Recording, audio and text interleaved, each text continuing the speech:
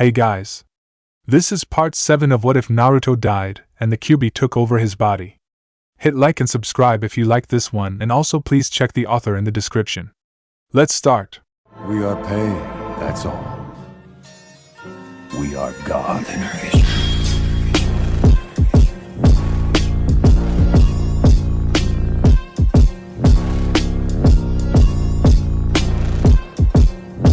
Chapter 31. Always be prepared. July 26, 347 NE-11:00 AM. Otafukage. 3 men sat around a small table in a large, dimly lit room. They appeared to be the only occupants, but each knew that nearly a dozen servants and nearly 30 guards were scattered all around them. They were in the heart of their territory, in a room few knew about and even fewer would ever see. But they had not lived as long as they had, nor accumulated their considerable power, by being careless. Once upon a time each of these men had joined the Eastern Dragons as lowly couriers or thugs, struggling to survive on their meager pay and attempting to impress their superiors with their loyalty and diligence. Many of their comrades had striven to do the same, but only these 3 had both the determination and cunning necessary to navigate the treacherous waters of the criminal underworld and rise to the very top. Among outsiders, it is commonly believed that the Eastern Dragons have a single leader, a single individual who holds the reins of power in an iron grip and answers to no one but himself. In the past this was indeed the case, but that changed 40 years ago when these men joined forces and agreed to share control. Their alliance was rocky and tense at first, but the astonishing results they obtained when pooling their knowledge and resources convinced them to continue on their present path. For decades had forged bonds between them that would put all but the closest knit of families to shame. These men moved with a single purpose, their minds unified in the pursuit of their common goals, power, and wealth. All of our targets have been assigned, the first said, sipping sake slowly from a dish in his hand. Have our clients submitted their advance payments? The second asked. The last was delivered yesterday, 2 days ahead of schedule, the first replied. Excellent, the third said. And our personal requests? The second smiled. Those have been accepted as well. Each clan compound has a group that will attempt to infiltrate it during the disruption. We do not expect success on every front, but any secrets obtained should be very lucrative, either for our own use or to sell to other hidden villages. The assassination contracts for certain of our rivals attending the exams have also been accepted. The first frowned slightly. We have acted decisively to take advantage of the situation, but where do we stand if Orochimaru's plan falls through? The room was silent for a few moments as each considered that outcome. Our reputation would take a small hit, the third conceded, but we would be largely unaffected. Our stake in the situation is mainly financial, and with the exception of a few advance payments we stand to lose nothing should the snake's plan fail. In the worst case it would take us roughly a year to recover our losses, and if we succeed, the second said slowly, then not only will we make considerable profits, but our reputation in other nations will rise as well. Not to mention the obstacles that will be removed from our path. The 3 men shared grins as they toasted one another. The dragons rise, they said as one. July 27th. 347 NE-10:00 AM. Hokage's Tower. The promotion assessment hearing for Tokubetsu Jounin Anko Mitarashi is hereby called to order.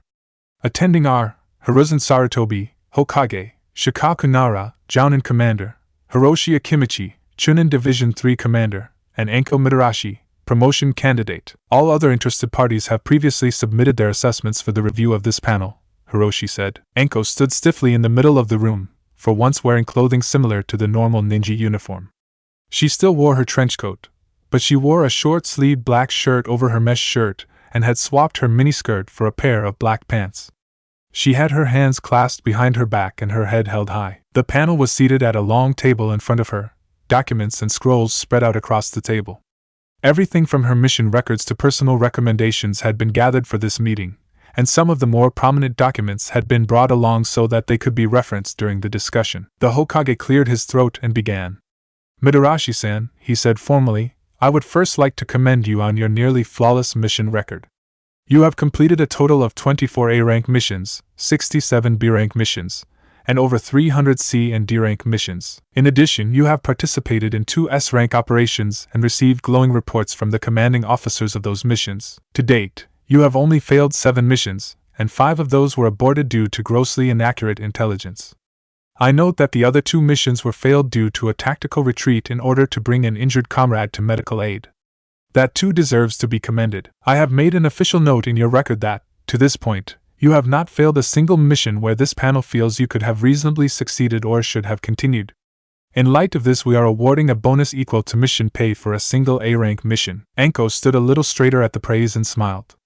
Thank you, Hokage-sama. Thank you, Mitarashi-san. It is because of ninjas such as yourself that Konoha continues its legacy of strength and success. The Hokage paused for a moment, setting aside one scroll and picking up another. He cleared his throat again and continued, however, while your personal skill is not in doubt, that is only a part of what makes a successful jounin. The difference between a tokubetsu jounin and a full jounin lies not in personal skill, but in leadership and discernment. Anko swallowed and shifted uneasily, her smile fading as she grew tense. She had advanced to the rank of tokubetsu jounin years ago on the merit of her combat skills and intelligence, but making the jump from tokubetsu to full jounin had proven incredibly difficult. In the wake of her teacher's defection from the village and the suspicion that had fallen on her, her reputation had taken a considerable hit. Without the Yamanaka clan confirming her loyalty and Jiraiya-sama sealing off the curse seal, she might not have even gotten that far. She had spent the last 10 years rebuilding her reputation and driving her skills farther and farther, and at long last she had the chance to see all that work pay off. She had led numerous successful missions and, she felt, proven that she could handle the strategic and tactical demands of leadership as well as keep her subordinates both effective and safe. As noted before, your mission record is exemplary, and you have personally led 9 A-rank missions and 42 B-rank missions. I also note that rarely were your team members the same for any 2 missions, and as such you have extensive experience working with other tokubetsu jounin and chunin in many different circumstances, and can clearly make use of the skills and experience you have available. Shikaku cleared his throat at this point, and the Hokage allowed him to take over. Upon reviewing your mission records, we found an unusually high amount of complaints regarding your leadership style and overall effectiveness, he said, not bothering to refer to any documents directly. Anko winced. She could think of quite a few examples where she might have pushed things a little too far when one of her subordinates annoyed her or said something really stupid. On the other hand, it wasn't her fault most of the chunin she worked with had sticks shoved so far up their asses they were eating bark or couldn't think their way out of a wet paper bag. In particular, you have managed to accumulate an impressive 46 separate complaints regarding your, and I quote, violent tendencies. If I may ask, Nara-san, what instances were those complaints regarding? Anko said through clenched teeth. If some little chunin chicken shit cost her a promotion, she'd give him something to complain about. Hiroshi shuffled through the scrolls in front of him, pulling out 3. Let's see. This one says when I offered an alternative course of action for neutralizing the bandit camp, Mitarashi struck several pressure points to cause pain before rejecting my plan out of hand. He lifted the second scroll. This one claims that you nearly dislocated his left arm because he pointed out a flaw in your battle plan, and this one claims that you threatened to castrate him with a rusty kunai if he wasn't in position in the next 5 seconds before throwing said kunai between his legs with great force. Anko's teeth were audibly grinding against one another as she forced herself to remain silent. Asking a question was one thing, but shouting at the Hokage, the jounin commander, and her old chunin commander was quite another. It didn't help her case that even with those descriptions she couldn't actually narrow it down to a single event. The members of the panel watched her reaction for a long moment before sharing a quick glance. Hiroshi then tossed the scrolls back onto the table. We have numerous other examples. They were of course noted and investigated at the time, and our review has caused them to be re-evaluated once again. Would you like to know what we found, Mitarashi-san? Anko nodded her head silently, already resigning herself to the coming rejection. In every instance the person filing the complaint was a chunin, and upon further review we have found not a single one of them has been promoted to tokubetsu jounin, much less jounin. Further, we have found that many of them have filed other complaints against their various team leaders regarding similar issues. She blinked in surprise, having honestly not expected that. The Hokage spoke up next, a small smile on his face. It is our judgment, given the success of your missions and the pattern established by these chunin, that you acted well within the bounds of your authority to maintain discipline during a mission. We also noted that at no point have you caused injuries or lasting physical harm to anyone under your command. Anko relaxed slightly, just in time for the Hokage to pin her to the floor with a glare and a small bit of focused killing intent. I expect that to continue to be the case, Mitarashi-san. You have not crossed the line at any point, but some of your actions have come close. In the future, I expect you to find less physical means of maintaining discipline when leading missions. She nodded jerkily, small beads of sweat trickling down her face. She didn't trust herself to speak at the moment, and so made no verbal reply. The Hokage held his glare for a moment before he relented, his face settling into a neutral expression once again. The next subject regards your recent A-rank mission to organize and lead the second phase of the Chunin exams. As you are aware, this mission was entrusted to you to allow you to prove that you had the skill and experience necessary to organize and lead a medium-scale non-combat operation. At a nod from the Hokage, Shikaku took over the discussion again. Your idea for using the team numbers proved effective and properly emphasized the need for information gathering and memorization. We feel that the test would have been more effective had the teams been forcibly spread out when placed in the Forest of Death, since analysis shows that despite the supposedly random nature of the assignments, the teams were mostly grouped in 2 sections of the forest. That said, overall the test was a success. We attribute the fact that 6 teams managed to reach the tower to the unusually high quality of the entrance this year rather than a flaw in the design.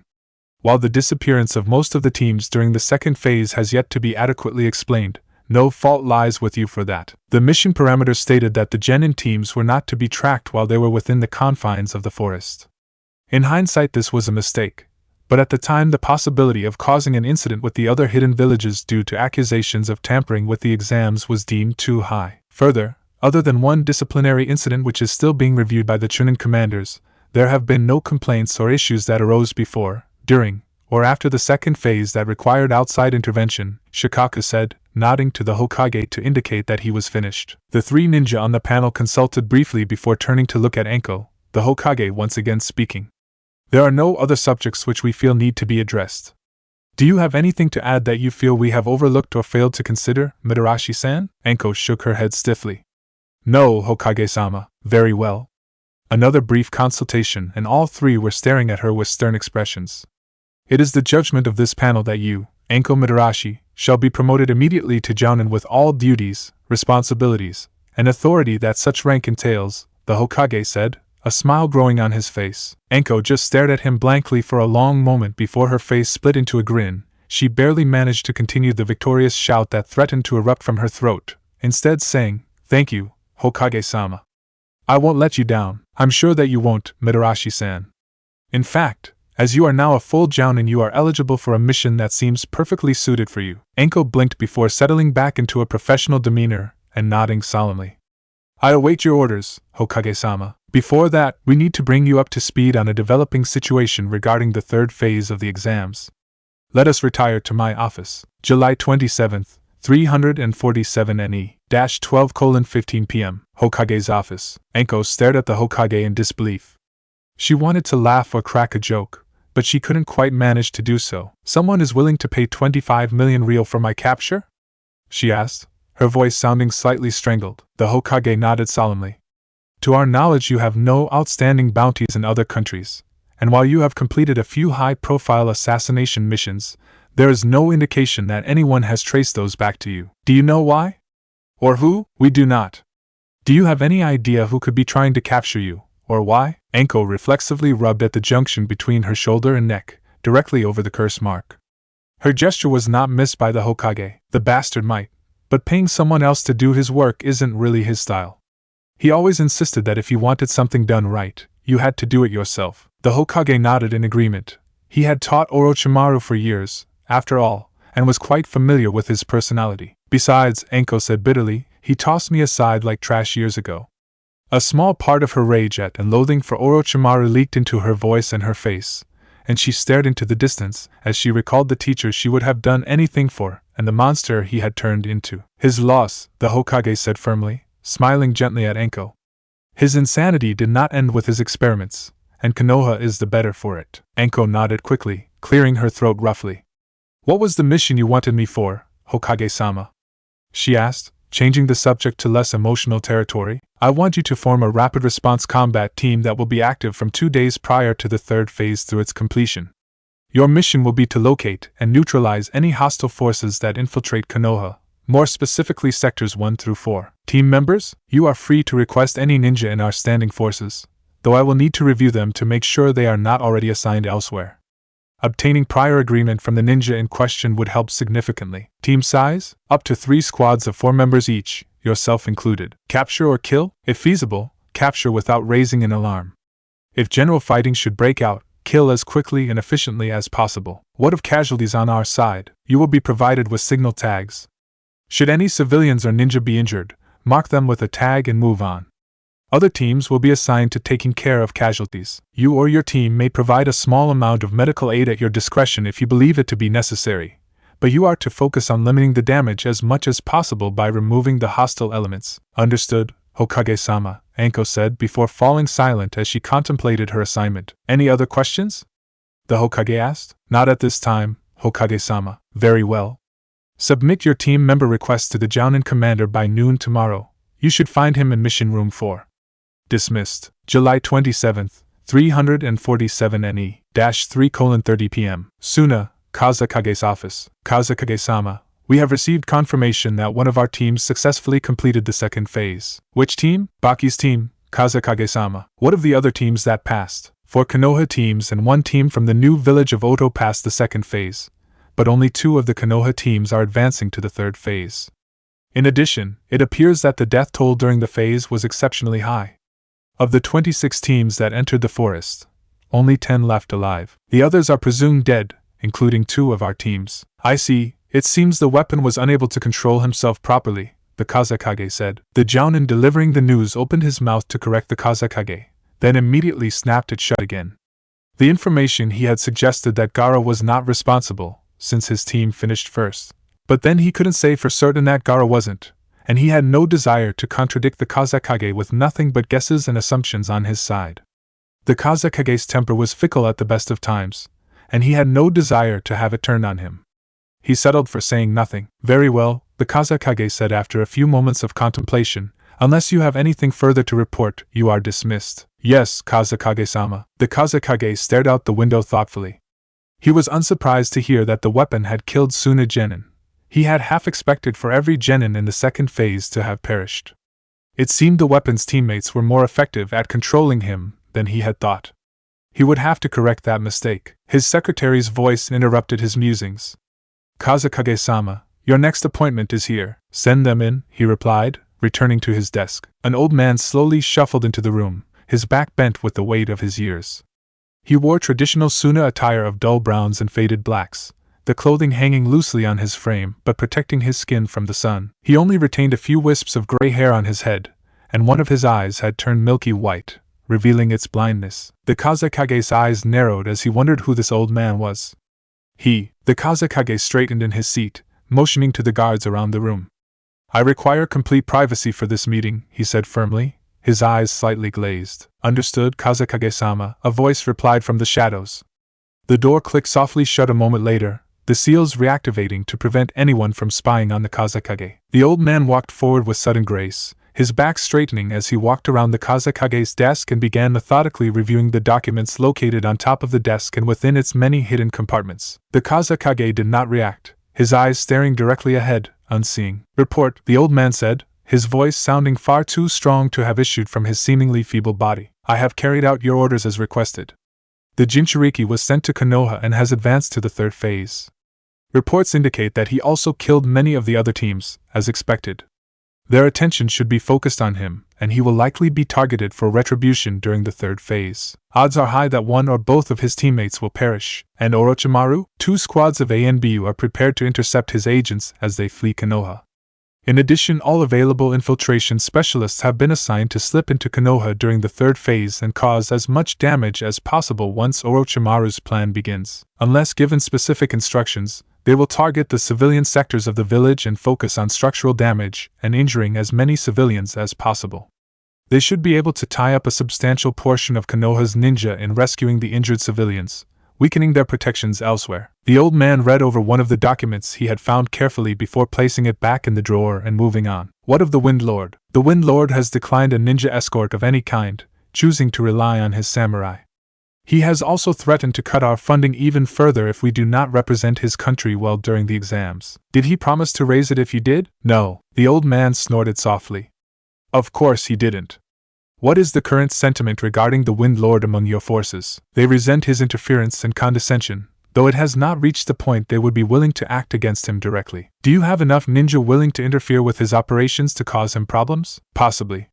I would need to recall some of them from the field, however. Do so. Begin by raising the crime rates in the capital and killing off minor functionaries in his court. From there you may escalate as you see fit, as long as nothing connects your actions to Suna. In the meantime, leak the Wind Lord's ultimatum to the general forces and continue to stir resentment against him. I want all of Suna's ninja turned against the Wind Lord within the year. Understood. Do you have any new materials for me? Yes. One Jounin died during a recent mission. It happened close enough to Suna that his team brought his body back rather than destroying it in the field. As per your orders, I replaced his body with a fake before it was cremated. The body is currently sealed in a scroll labeled February Economic Report, Part 3 in the second hidden compartment. Excellent, the old man said, smiling slightly. He pulled out the named scroll a few moments later, tucking it away within his clothing. Any other news of interest? No. Very well. Other than what we talked about here, your orders remain the same. Understood. Sasori-sama had quickly dealt with the old man's petty concerns and sent him on his way, the unimportant civilian already fading from his memory. He turned his attention to his upcoming trip to Konoha for the Chunin exams. He had many things to prepare. July 27th, 347 NE-4:00 p.m. Konoha Hospital. Shizun rubbed her temples, feeling the beginnings of a headache coming on. The Hokage had ordered her to review all the emergency protocols for the Mednin prior to the third phase, to make sure they were up to date and that all of her staff understood their roles and how they should respond to any of a dozen different situations. It was a daunting task, made even worse by the small amount of time she had available. A polite knock sounded at her door before it opened to reveal one of her most effective subordinates. "Ah, Kabuto-kun, I'm glad you're here," she said, smiling. "Of course, Shizun-sama," he said, adjusting his glasses slightly. "How can I help you?" She motioned him to join her at her desk. "I've got some A-rank Mednin restricted documents I need you to sort through. Take these 3 stacks," she said, motioning to the neat piles sitting on one side of her desk, and create enough pamphlets to distribute to every Jounin Mednin in Konoha. "Once you've done that, come back and I'll have some more stacks for you to work through." Kabuto smiled politely and picked up the papers. "Of course, Shizun-sama." Shizun smiled at him apologetically. "I'll need all of those done by tomorrow, Kabuto-kun." He frowned slightly, before nodding resolutely. "I'll make sure it gets done, Shizun-sama. Once the Chunin exams are over and things settle down a bit, I'll see about getting you some bonus pay," she said. "I appreciate the thought, Shizun-sama, but I am happy to help in any way I can." Shizun shook her head. "You are one of my best Mednin, and Kami knows they don't pay any of us enough for the crap we have to go through." Kabuto smirked slightly. "I would not dream of disagreeing with you, Shizun-sama." Shizun bit off a quick laugh before motioning him out of the room. "Time to get to work, Kabuto-kun. I've got many more of these to get through." "Of course, Shizun-sama," Kabuto said, bowing and leaving the room, closing the door firmly behind him as he did so. He paused in the hallway, adjusting his glasses slightly as he eyed the top page of the papers he had been given. Emergency Response Plan IN 471A4, Deployment and Triage Procedures for Compromised Internal Security and Hostile Combatant Presence, it read. "Yes," Kabuto said quietly to himself, "always happy to help." July 27th, 347 NE-5:00 p.m. Konoha Academy. Iruka signed the latest progress report for the academy with a smile. He placed the paper on the top of the stack and just spent a moment enjoying the sight of his clean desk. He was fully caught up on his paperwork for the first time this month, and a little celebration was due. Then he remembered he still had to carry everything over to the Hokage's tower so it could be read through and filed away. With a sigh, he started bundling everything up before he was interrupted by a knock at the door. "Come in," he called out. The door opened to reveal one of the other instructors, Mizuki. Mizuki had joined the academy as a Chunin 3 years ago after the rest of his team was killed on a mission. He had retired from field work after that, preferring to stick to the village. Mizuki wasn't the best teacher in the academy, but he was a solid taijutsu instructor and did his share of the work. "Anything you need, Mizuki?" Iruka asked curiously. "Nah, I was about to head over to the tower to turn in my reports and thought I would see if anyone else still had to turn in theirs," he said, hefting the stack of papers he was carrying for emphasis. "I was about to head that way myself, actually," Iruka replied, motioning to his own stack of papers. "Want me to carry those for you?" "No sense in both of us making the trip," Mizuki offered. Iruka glanced at the clock on the wall, noting that he was already an hour past his normal departure time. "You sure?" he asked hesitantly. "It's fine," Mizuki insisted, walking over to pick up Iruka's papers as well. "I'm going to grab some dinner in the area anyway." Iruka nodded, smiling. "Thanks, I owe you one," Mizuki just shrugged. "You helped me out a lot when I first started, This is the least I can do. Iruka clapped him on the shoulder as he headed out the door. Thanks again, and I'll see you next week. Sure thing, Mizuki called back. 30 minutes later, Mizuki entered the records department of the Hokage's tower, nodding politely to the various clerks and guards as he passed. After 3 years at the academy, he was a familiar sight to the people who worked here, and he was on a first-name basis with most of them. Dropping off this week's paperwork, Keiko-chan, he said, smiling at one of the clerks. Keiko looked up and returned his smile. Another large pile, I see. Are the other teachers still making you carry all their paperwork for them? She asked, frowning cutely. It's no problem, Mizuki replied. Besides, it gives me an excuse to come see you. Keiko smirked at him. Still not giving up, huh? Not until I at least get one date out of you. Keep it up, and you just might. Sign here. Mizuki grinned and bent down, signing his name with a flourish. He watched out of the corner of his eye as an ANBU deactivated the seals on the far side of the room, revealing the doorway that led to the more restricted section of the records department that housed sensitive documents and other important scrolls, such as Konoha's legendary Forbidden Scroll. His grin grew slightly. 3 years of drudgery and boredom would all be paying off very soon.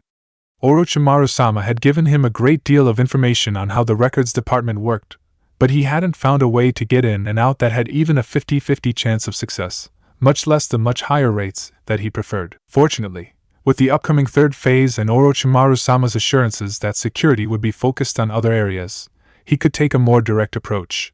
He may not be able to get through the seals the proper way, but he'd had more than enough time and resources to figure out a way he could brute force his way through them. He could get in and out within 15 minutes, and then he would be fleeing Konoha with his prize. Thanks, Keiko-chan, he said, straightening up.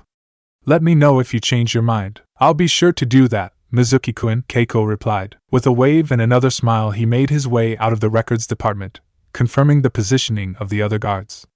He knew himself well enough to know that he couldn't take an ANBU one-on-one, unless he got very lucky. He'd requested that Orochimaru-sama provide him with a partner for this task, and had been assured that one would meet him on the second day of the third phase in order to assist him with any resistance. One more week, and then he could begin to enjoy the fruits of his labors. Chapter 32, Always Be Prepared, Part 2, July 27th, 347 NE-11:00 AM. Training Ground 9. Team Guy sprinted into the clearing, panting heavily as they slowed to a jog and began circling the clearing to cool down. They had just finished the last part of their initial exercise routine, which culminated in sprinting around the perimeter of the training ground at full speed, for 10 laps. Well done, my youthful pupils, Guy said from beside them. He had kept pace with his students, but had barely broken a sweat. Let us now discuss strategies for your upcoming youthful battles, he exclaimed, leading them to the center of the clearing. Lee, Niji, and Tenten jogged over to join their teacher at a slow pace as they continued their cool-down routines. Have you given further thought to your desired matchups? We have, Guy-sensei, Niji replied, his words coming out slowly as he sucked in lungfuls of air. Barring unusual circumstances with the terrain, we believe it would be best if Lee faces Naruto, while I face Hinata-sama and Tenten faces Ino. And why is that? Guy prompted. Tenten answered next. Lee is the only one better at taijutsu than Naruto, and he's also faster. Naruto can neutralize the Juken through sheer chakra expenditure, not to mention he learned how to flare his chakra and blind Byakugan users temporarily, so Niji is out. I'm out since he can block my ranged attacks all day, and he's just too fast for me up close. I'm still working on a ranged attack with more piercing power, but it won't be ready in time for the third phase. With his secret weapon, Lee should be able to overwhelm Naruto. Hopefully, Guy nodded sagely. Well reasoned. I do not wish for Lee to use that technique rashly, but against the most youthful Naruto-kun he does indeed have the best chance. What about the other two? I am most familiar with Hinata-sama's fighting style as we have trained together for many years. While I have not won every bout in the past, the odds of victory are still in my favor. Should we be pressed, I too have a secret technique to employ. Guy beamed at Niji. Mastering the Kaiten at such a young age was easily Niji's greatest achievement to date, and one that he was proud to have been a part of. Still, he wasn't about to let their explanation go with just that. What about Tenten's chances against Hinata, or your chances against Ino? He prompted. Guy-sensei, Lee called out, taking over the explanation. Tenten has a better chance against Ino due to her ranged attacks. Ino has unknown speed and range with the Yamanaka techniques, and the only known method for resisting those techniques is to avoid them entirely. Niji, like myself, is focused on close combat and is thus vulnerable to such attacks. Ino's father is also noted as the most successful Yamanaka in employing their clan techniques in combat, and he will have certainly instructed Ino on how to do so as well. Niji grimaced but nodded in agreement. Tenten will be able to keep Ino at range and thus maximize her chances of avoiding any Yamanaka techniques. As for Hinata-sama, Tenten is familiar with the Juken thanks to her spars with me, but she is used to facing my version of the style, which focuses on power and penetration. Hinata-sama's style is focused on speed and flexibility, and Tenten's instinctive reactions based on fighting my style would leave her exposed to Hinata-sama's attacks. I, on the other hand, have faced Hinata-sama many times and am well acquainted with her method of fighting and how to counter it. Yash! Tenten, how do you plan to combat the youthful Ino? Tenten grimaced. I had originally hoped to overwhelm her with kunai like I did Sakura, but after seeing her lightning jutsu, that's out. The others nodded solemnly in agreement.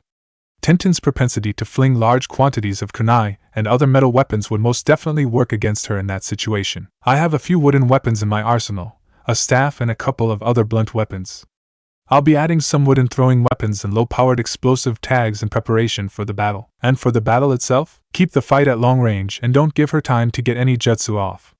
Once I create an opening, I'll charge in and take her out. She's definitely the weakest fighter of the three, so I should be able to control the flow of battle and defeat her quickly. From there I'll have to see who needs support. Guy frowned slightly. Do not become overconfident, my pupils. It has been many months since you participated in the group training sessions, and my eternal rival Kakashi is highly experienced. I would expect all of his students to have learned new abilities under his tutelage, just as you have learned under mine. Lee! He cried out suddenly. What is the first rule of planning? Yash! The first rule of planning is that no plan survives contact with the enemy, Guy-sensei. Lee cried out enthusiastically. Well said. Niji! What is the first rule of combat? The enemy always has another weapon, Niji replied, smirking slightly. Well said. Tenten. What is the second rule of combat? The only thing better than avoiding an enemy's attack is turning that attack against them. Well said. Keep these rules in mind and you will do well. Now let us resume our training. Same day, 8:00 p.m. Outside of Konoha, Orochimaru's eyes snapped open as one of his subordinates entered the room. The Jounin, just one of many missing nin who had flocked to his banner in recent years, and one who was neither interesting nor powerful enough to warrant the effort it would take to remember his name, immediately knelt, his head bowed and his gaze fixed on the floor. Report, Orochimaru snapped impatiently. Yes, Orochimaru-sama. The chakra squads have completed their training and are on schedule. As ordered, they are now preserving their chakra as much as possible to prepare for the attack. Good. What of our agents within Konoha? Mizuki has signaled that his preparations are complete. With the attack, he estimates a 90% chance of success. Other agents report isolated incidences of suspicious activity among Konoha's ranks, but nothing that indicates they are aware of the attack. Mostly an extra training drill here or there or unexpected shifts in security rotations. Any word on the Eastern Dragons? Yes, Orochimaru-sama. They have filled all of our requested contracts, but have also offered a number of their own. A full list of known contracts is being compiled, but so far none of them seem to conflict with your own requests. I see, Orochimaru said, drawing out the word with a sibilant hiss. Unlike his idiotic subordinate, Orochimaru could actually read between the lines of the report. The Eastern Dragons had given away too much with their extra contracts, and Konoha knew something was going to happen. The question was, just how much did they know? Anything else? No, Orochimaru-sama. Then you may go, Orochimaru said, dismissing the man. Once the Jounin had left the room, he closed his eyes once again and focused on the thread of chakra that stretched from his body off into the distance. Several miles away and within the walls of Konoha, his eyes snapped open once again and he sat up, stretching and twisting his body back and forth as he adjusted to the sudden change. His eyes turned to the other occupants of the room, who were eyeing him with a mixture of disgust, fear, and fascination. Just the way he liked it. I trust one haven't kept you waiting too long, he said softly, a small smirk on his face. Kidamaru and Sakan shook their heads quickly. Of course not, Orochimaru-sama, they replied. Orochimaru checked the privacy seals plastered around the room to make sure they were still operating correctly before he turned to his subordinates once again. The situation remains unchanged, he began, focusing intently on the two as he began pacing about the room. We will lose in the first round after putting on a decent show, but remain within Konoha to witness the second round of the third phase as spectators. Once the matches have started and everyone is focused on the battle, we will then leave the stadium to attend to our respective tasks. Kidamaru, you will assist Mizuki in retrieving the Forbidden Scroll along with any other documents you can acquire. Once you accomplish that, use the explosive tags I have supplied to destroy anything that remains. I don't expect you will do any real damage, but it will be one more thing to divide Konoha's attention. Sakan, Yukon, you two will accompany me until I begin the attack as my guard, then infiltrate the hospital and acquire any promising specimens you can find. I expect there will be plenty to choose from once I begin my work. You are to withdraw after 30 minutes and leave Konoha with whatever you have managed to acquire in that time. If you encounter any of our contractors, do not interfere with them. Meanwhile, I will be arranging our main entertainment for the day. With my own skill and the ninja located outside of Konoha providing the chakra, I should be able to keep Konoha on its toes for at least an hour. Then there's our little surprises we've been distributing around town. Kukuku, Orochimaru trailed off, chuckling to himself. It had taken him years to pull this plan together, and it had taken his fortuitous acquisition of that strange little black rod from AIM to provide the final piece. He spent months determining that the rod functioned as an incredibly powerful chakra receiver, and months more determining the best way to use it. Eventually, he had latched onto the idea of combining his theory behind the body transfer jutsu with the capabilities of that rod. From there, it had been a matter of acquiring or producing more, but with a template to work from that had been a minor challenge to someone of his genius. And now he was living the results, controlling a dead body from miles away with naught but chakra and pure skill.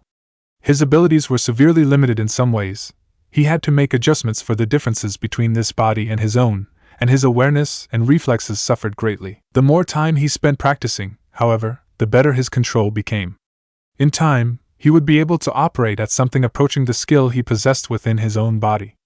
Until then, he would have to be satisfied with what he could get. Beyond the obvious benefits in terms of safety and infiltration, however, were the unexpected boons to his original plan for attacking Konoha. Edo Tensei was an absurdly powerful technique when used correctly, capable of reviving the most powerful individuals of all time and binding them to the summoner's will. The resurrected retained the knowledge and skills they had in life, and gained a nearly perfect form of invulnerability by means of regeneration.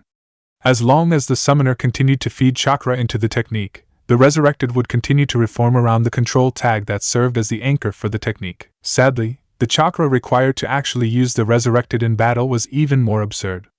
The resurrected may retain their skills, but they did not retain their chakra. Any technique used by the resurrected consumes the summoner's chakra, and often far more than if the summoner had used the technique themselves. Orochimaru's own experiments had shown that this could be alleviated somewhat by using skills the resurrected was highly proficient with in life. Their own knowledge of how to reduce chakra expenditure carried over into their resurrected form as well.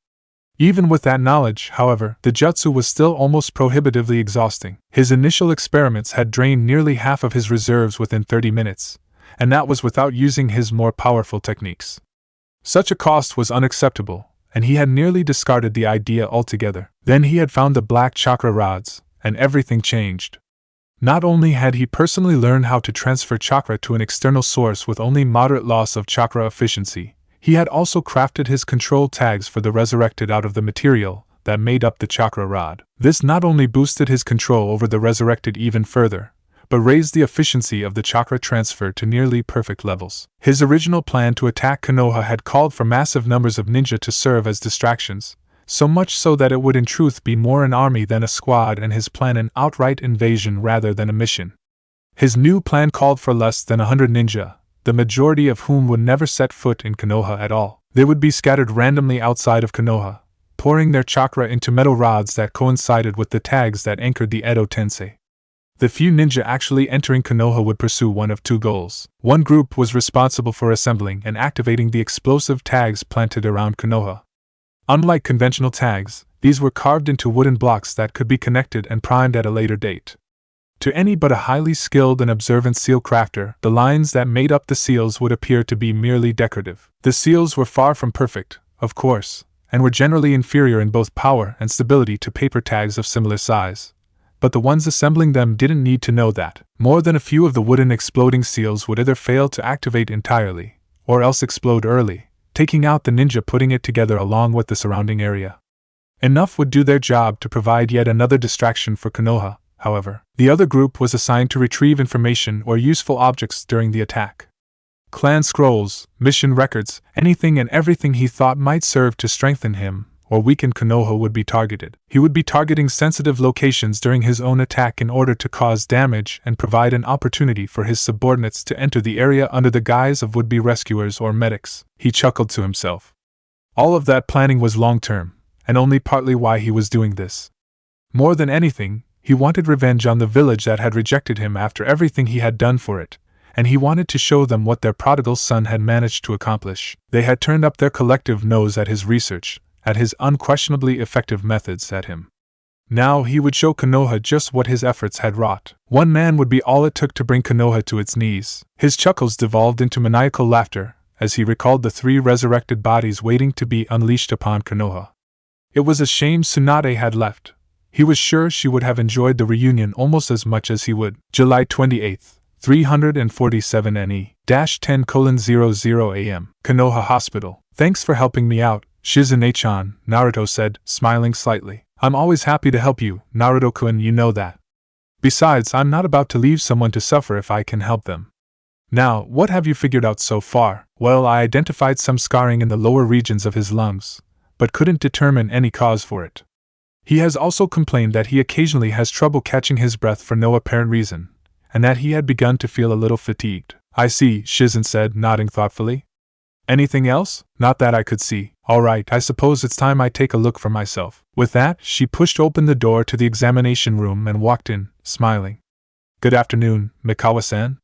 How are you feeling today? Fairly well, all things considered, the young, brown-haired man said in a pleasant baritone. That's good to hear. I'm Shizen, the chief medical ninja here at the hospital. Naruto-kun has filled me in on everything he found so far, but I'll be performing my own examination to see if I can find anything he missed. Thank you, Shizen-sama. I really appreciate someone as important as yourself taking the time to help me. It's no trouble at all, she replied, her hand already glowing green. The room fell silent as she focused on her jutsu, her hands slowly traveling back and forth across her patient's chest as she frowned thoughtfully. After a few minutes she lowered her hand and stepped back, looking pensive. Well, I've got some good news and some bad news, she said. Naruto and the young man both stiffened slightly. The bad news, Shizen said, smiling apologetically, is that I have no idea how to cure this. What's the good news? The young man asked slowly. The good news is that I have seen this before when I was studying under my teacher, and she determined that as long as the damage was corrected periodically, anyone suffering from this would not really feel any ill effects. I see, the young man said. How often would I need to be treated? My teacher determined that every 6 months would likely be optimal. Given your otherwise excellent health, I would say you could go up to a year between treatments if you had to. The young man nodded thoughtfully. Would I need to come to Konoha every time, or would another medical ninja be able to perform the necessary treatments? Oh, any decent mednin could do this. I can give you a quick rundown of what they would need to do if you end up seeking treatment elsewhere. That would be greatly appreciated. I am only in Konoha for a short time, and do not expect to be able to travel easily. I'll do that then. In the meantime, I'll go ahead and correct the damage now. Naruto-kun, make sure you pay attention. What you need to do is, same day, -11:00 AM. So, what's your plan now? Kusha asked as he left the hospital along with Itachi. The streets were already beginning to swell with travelers and merchants arriving for the 3rd phase of the exams, so they kept their conversation lighthearted and innocuous, mindful of the many people who could overhear what they were saying. I will be staying to attend the 3rd phase of the exams, Itachi replied quietly. I've always wanted to see ninja fight, and I hear that this year will be particularly interesting, he added. And what are you going to do if things are a little more exciting than you expect? As I am now, the excitement would be too much for me, and since I have delivered my messages and visited the hospital, I consider my official business concluded. From here on out I will be enjoying my stay in Konoha as a tourist, nothing more. Kusha frowned slightly, but nodded. Fair enough, Kusha conceded, though I hope that won't always be the case. Itachi shrugged. That remains to be seen. I find my current situation to be pleasant. I do not wish it to be disrupted without good reason. You never did tell me exactly what you've been up to lately. I certainly appreciate all the letters you've sent me, but you haven't exactly talked about yourself much, Kusha prompted. Itachi just smirked and kept walking. Same day, -2:00 PM. Council Chambers. Esteemed counselors, thank you for attending this meeting on such short notice. I realize all of you are busy with preparations for the third phase, and so I will keep this short and to the point, Sarutobi said, smiling at the assembled civilians and ninja in the room. After the fiasco with the Uchiha, the council had settled down into something much closer to its original purpose. The Ogawa and Kurama clans had gained their seats and brought valuable perspectives and resources to the board, and the Uchiha seat had reverted into a temporary position currently filled by Hiro Yamashita, one of Konoha's Chunin commanders. The other major change had been the addition of the Konoha chief of police to the council as a distinct seat.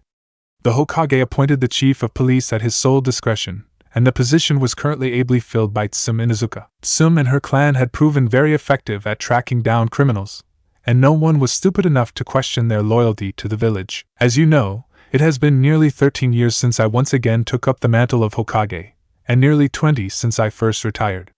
I can feel my age growing on me, and I fear that I will not live much longer. Sarutobi smiled softly at the denials that rang out in the room. I appreciate your concern, and rest assured I have no intention of dying just yet. However, as Hokage I must acknowledge and prepare for such an event. To that end, I have decided to name my successor to the title of Hokage. The room fell into a stunned silence. Each understood that the Hokage would not live forever, but for most of the people in the room he had been Hokage longer than they had been alive. It was difficult to imagine someone else as their leader, especially since there was no obvious successor with the skill and charisma that Minato had possessed. As you might imagine, this is one decision that I have given a great deal of thought to over the years. To serve as Hokage is simultaneously a joyous duty and a terrible burden, and anyone who takes up the mantle must be prepared to sacrifice both themselves and others to secure the safety of the village as a whole. They must also have the respect and trust of the village in order to succeed. The Hokage has a great deal of power, but it is a power born of loyalty, not force. Thus, after a great deal of careful thought and consideration, I have chosen Shikaku Nara as my successor. The council remained silent for a few seconds as they contemplated that choice, then slowly smiles and nods began to spread. Many of them already looked to the Nara for guidance in various matters, and he was well known as one of the Hokage's greatest advisors. His work as Jounin commander had also proven that he had what it took to get things done under his own volition. Unsurprisingly, it was Inoichi and Chuza who began clapping first, both smiling widely as they congratulated their friend and teammate. Soon the whole room was standing on their feet as they acknowledged their future Hokage. Troublesome, Shikaku muttered, though he was smiling slightly at the praise. He had already known for some time, and the ANBU commander and certain others had been informed, but this was the first time the council had heard anything about the decision. After a minute the room quietened down, and the Hokage resumed speaking. I will be retiring once again shortly after the Chunin exams have concluded, and Shikaku's appointment will be announced at that time. I have already agreed to serve in an advisory capacity moving forward to help smooth the transition. Honestly, after serving this village for so long, it would be strange to stop doing so entirely. The council chuckled quietly and nodded, feeling a little relieved to know that Sarutobi would still be watching over the village. They liked and respected Shikaku, but he wasn't Sarutobi. The third Hokage was truly one of a kind. I believe that Shikaku had a few things he wanted to say as well, the Hokage said, nodding to the Nara. Shikaku stood up, looking around the room slowly as he spoke. I appreciate the level of trust and acceptance you have shown me, and I vow to do everything in my power to serve this village to the best of my ability. As I will be taking on the mantle of Hokage, we will obviously need another Jounin commander. After consulting with the Hokage and the ANBU commander, we have decided that Shibi Aburame will be stepping into that role. More nods around the room. Shibi was also well respected and absolutely meticulous, and seemed well suited for the position. Shikaku exchanged a quick glance with the Hokage. Shibi had been their second choice, although they both knew he could do the job. Their first choice had been Kakashi Hatake, as they had hoped to use his time as Jounin commander to give him more experience dealing with the political and administrative side of Konoha with the aim of preparing him to eventually take on the mantle of Hokage himself. Kakashi had refused. The one-eyed Jounin had insisted that he would continue teaching his team until all of them had reached Jounin, and only then would he consider taking up the job of Jounin commander. The Hokage could have pressed the point, or even ordered him to do it, but the last thing Konoha needed was a Jounin commander who didn't like his job. That had disaster written all over it. The Hokage had been disappointed, but it had also reaffirmed his decision to appoint Shikaku as his successor. Kakashi simply wasn't ready for the type of responsibility, and sacrificed the position required. Shikaku sat down once again and the Hokage took over the meeting. I remind you that none of this has been announced to the public, nor will it be until after the third phase has concluded and our many guests have departed. We don't want rumors flying around with everything else that is going on. Sarutobi smirked internally. He figured most of Konoha would know by the end of tomorrow. The ninja were astute enough to note that he never actually said not to tell anyone, and the civilians would inevitably tell someone, who would tell someone else, and so on. Any hostile forces within Konoha would pick up on these rumors and take them as a sign of weakness, possibly leading to overconfidence and mistakes. And with that, this meeting is concluded, the Hokage said. With that bit of business out of the way, he could turn his attention back to the preparations for the so-called disruption during the third phase. Naruto's, no, Kushu's, he reminded himself, warning that someone was trying to assassinate Gaara and release the Bijuu he contained had shifted their focus away from Suna onto a more widespread threat. There was no way Suna would be willing to simply sacrifice their Jinchuriki like that. Unfortunately, Gaara's identity was possibly the worst-kept secret in the elemental nations, and Konoha had plenty of enemies who would be willing to strike at them in such an indirect manner, so they were no closer to determining who exactly had ordered the boy's assassination. Kushu had also been very tight-lipped about the identity of his mysterious informant, and Sarutobi wasn't yet willing to reveal exactly how and why Jiraiya had gotten his information about the realms, which was Kushu's price. In fact, Sarutobi thought with a sigh, he'd actually made very little headway in confirming anything Kushu had told him. Both the toads and monkeys continued their litany of "I can't answer that question," and the little time he'd had to search his own records hadn't revealed anything useful. Oddly enough, the one thing he had been able to confirm was that Kami and the Death God were one and the same. That piece of information was tangential at best to the things he really needed to know, but it was confirmation that Kushu hadn't been making everything up on the spot. Still, he had 2 more days before his next meeting with the Bijuu, and at the moment he had no idea what he was going to do. He didn't trust the Bijuu nearly enough to simply accept his words on faith, but he also had no leverage to use against him. Not to mention that he wasn't at all certain how the Bijuu would react even if he did have leverage. Kushu obviously didn't want to be banished, but to an immortal being 100 years might as well be nothing. Should Kushu deliver on his threat, and that much, at least, he believed, Konoha would suffer far more than the Bijuu would. That left the carrot approach, which in some ways could be just as bad. Judging by Kushu's actions as Naruto, he wanted power and knowledge and cared little for anything else. Unfortunately, everything he learned would make him more of a threat. If he was, not so much loyal, but willing to work with them, then Konoha would benefit. If he was an enemy, Konoha would lose out in the end. For the moment, working with Kushu seemed the best course of action. He would keep his eye open for any sign of weakness or anything he could take advantage of, however. It was not in his nature to work from a position of weakness, and Konoha was not well served by having to bow to the whims of a Bijuu. Chapter 33, 3x3, July 31st, 347 NE-3:00 p.m. Hokage's office. The ANBU left the room and sealed it behind them, once again leaving Kushu alone with the Hokage. Sarutobi was seated behind his desk this time, his face impassive as he stared at his guest. Kushu waited for the Hokage to speak first, more than willing to wait as long as it took. He didn't have to wait long. "I confirmed some of what you told me," the Hokage said, "but not all of it. The toads in particular had a rather different perspective on the events you described." Kushu just raised a single eyebrow, knowing full well that the toads would not dare speak a word of those events. "I'm sure they did," he said, amused. The Hokage didn't say anything for a few moments, then nodded slightly.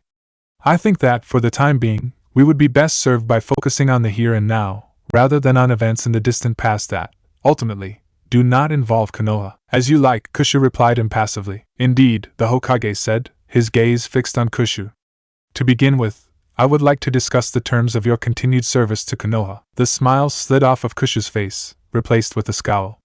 "There is no service," he said firmly. "Do not for one moment believe that you can compel or command me in any way, shape, or form." The Hokage raised one hand in a quelling gesture. "I misspoke," he said smoothly. "I merely wish to discuss the manner in which you would continue to function as a ninja of Konoha, or at least continue giving the appearance of such. Even if you are not beholden to the village in reality, allowing that to become common knowledge would attract a great deal of scrutiny to your situation, scrutiny that we both wish to avoid." Kushu smoothed his expression and nodded in reply. "First is your promotion to Chunin," Sarutobi said.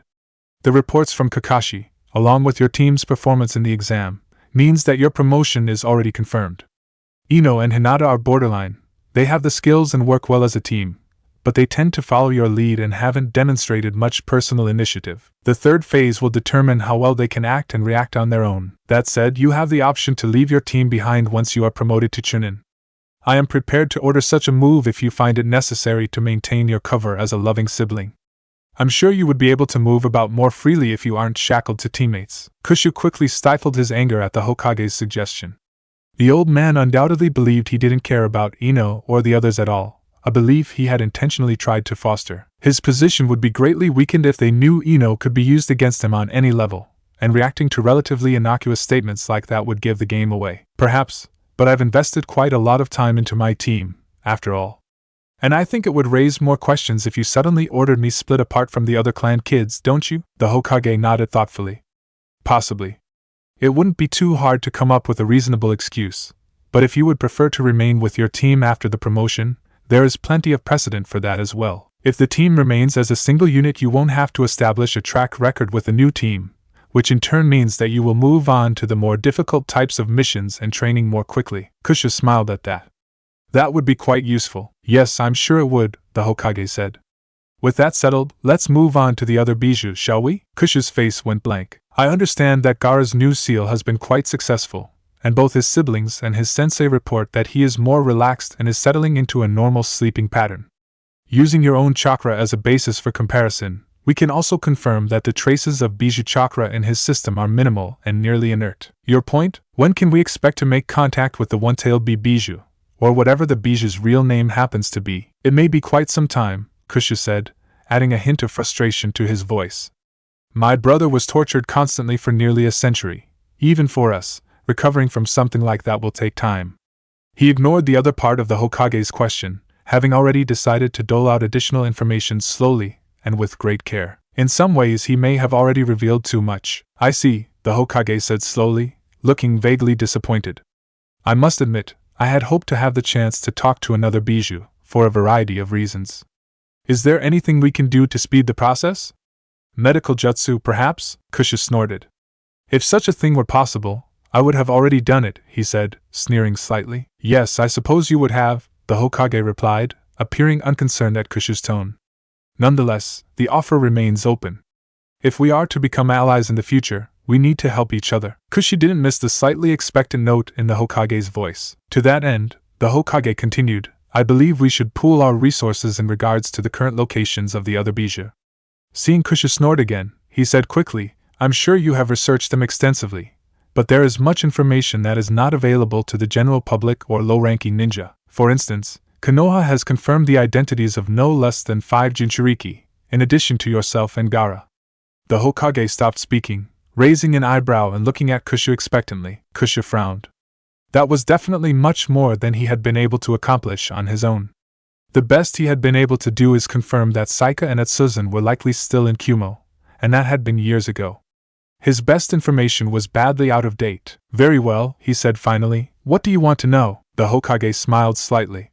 It is considered to be common knowledge, he said, his voice twisting in disgust as he spoke the words, that the so-called tailed beasts are nothing but mindless engines of destruction. Since that has obviously proven false, I have begun reviewing all the actual evidence we have concerning the Bijuu and the powers the various Jinchuriki have demonstrated, and would like you to confirm my findings. Supposedly, the Bijuu are ranked in terms of power according to the number of tails they possess.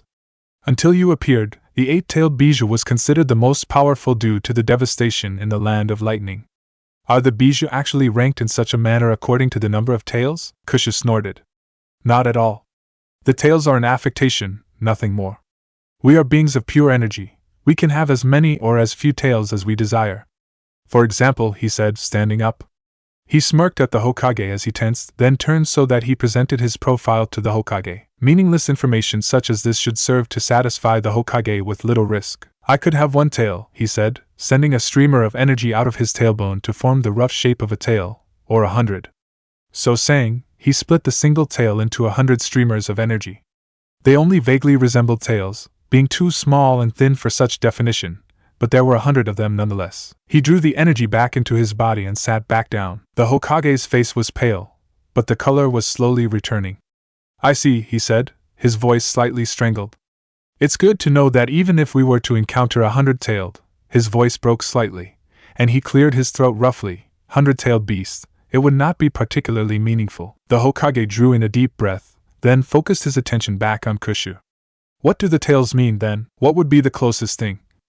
NBU masks? No. Think of it like a cross between an ID code and a tattoo.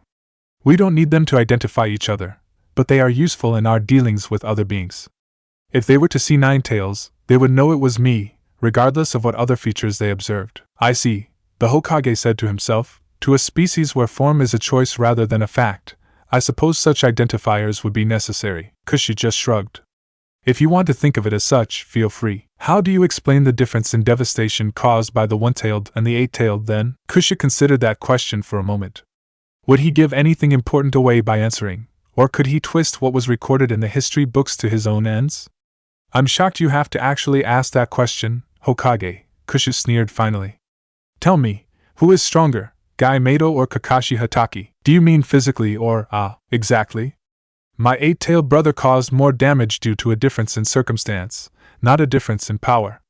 And really, how much devastation can you cause in a desert anyway? No one cares if a sand dune is over here or over there, but you level a mountain and everyone notices. The Hokage coughed slightly. A fair point, he said, his voice sounding slightly strained. So the 8-tailed isn't much stronger than the one-tailed then? Kushu smirked. Better to say that the one-tailed isn't much weaker than the 8-tailed, I should think. Well, what powers does the 8-tailed possess that would make the circumstances in the land of lightning so ideal for causing destruction? That isn't what you need to concern yourself with. Your concern is the powers the Jinchuriki are capable of manifesting, which I dare say you know better than I. There is no guarantee that we have seen everything the Jinchuriki can do. Aside from the large chakra reserves, there seems to be little commonality between them. There's no guarantee you haven't either. The room fell silent as Kushu and the Hokage locked gazes. After nearly a minute of tension, the Hokage finally spoke. Knowing the potential limits of a Jinchuriki's power could mean the difference between life and death for any ninja facing them in combat. I wouldn't know the limits of the Jinchuriki's power to begin with. And besides, you won't need to worry about any of your ninja facing them in combat. You need merely avoid them until I can deal with them. You believe you could take on an S-class shinobi in open combat? You may have gotten the better of me once, but I think you'll find that particular success difficult to repeat. I am, as I'm sure you'll understand, uniquely qualified to deal with Jinchuriki, Kushu said, not rising to the Hokage's bait. He hadn't missed the fact that the Hokage's chakra signature was oddly muted, though he wasn't sure what that actually meant. It was the Hokage's signature, certainly, but it was less somehow. Weaker. At first he thought the Hokage had simply expended a lot of chakra before the meeting, but upon closer inspection, and with the seals around the office preventing him from sensing anything outside the office, the Hokage's signature was the only thing he had to focus on. There was a very subtle difference. He couldn't quite figure out what it was, but it wasn't quite the same as what he sensed when Ino or the others had used up a lot of chakra. Perhaps you are at that, the Hokage admitted, thinking back to the situation with Gaara and how Kushu had contributed. And speaking of Jinchuriki, Kushu prompted. Yes, aside from yourself and Gaara, Konoha has confirmed that IWA has 2 Jinchuriki known only as Han and Rashi, the containers for the 4-tailed gorilla and the 5-tailed dolphin horse, though which is which we don't know. Both appear to have retired from active service following the end of the Third War. Similarly, Kurabi of Kumo is known to be the Jinchuriki of the 8-tailed ox. He is known as the Guardian of Kumo, and is kept in reserve to defend the village itself. Kumo also has the 2-tailed cat, though we don't know who the current Jinchuriki is. Yagura, the Mizuki, is, or perhaps was, the Jinchuriki of the 3-tailed turtle. Kushu couldn't quite keep the interest from his face at that. He wanted to see all of his brethren, of course, but making contact with Konori would be, without a doubt, the most beneficial. What do you mean, perhaps was? Kushu asked. Yagura has been missing for years. We do not believe he has been killed, but no one has seen or heard from him since he disappeared. Kushu frowned at that, before motioning the Hokage to continue. The last confirmed Jinchuriki we know of actually belongs to one of the minor villages, Taki. The Jinchuriki, a girl known only as Fu, is the container for the 7-tailed beetle, the Hokage concluded. Kushu hummed thoughtfully. Taki, you say? I'm surprised a minor village has managed to maintain control of a Jinchuriki. The Hokage nodded in agreement. Taki is small, even among the minor villages. Their only advantage is their location, which is incredibly easy to defend. Outside of their own village they are mediocre at best, and have no S-class ninja on record other than their Jinchuriki, who rarely leaves the village. Interesting, Kusha said. And are the other Jinchuriki treated as Gaara was? It varies, the Hokage admitted. Yagura managed to become the Mizuki, so he most likely was treated well. Kumo seems to have great respect for Kurabi, and that probably spills over to their other Jinchuriki. We don't know much about Han and Rashi's situation, since our information within IWA itself is very limited. Fu's situation is very similar to Gaara's, perhaps even worse since they don't seem to fear her as they do Gaara. Kusha growled lowly. Fu will be first then, he said firmly. First? It's possible Fu's seal is like Gaara's, so that must be dealt with as soon as possible. The Hokage sat back, studying Kusha's expression thoughtfully. And how do you plan to accomplish that? Abduct the Jinchuriki, kill her, whatever it takes.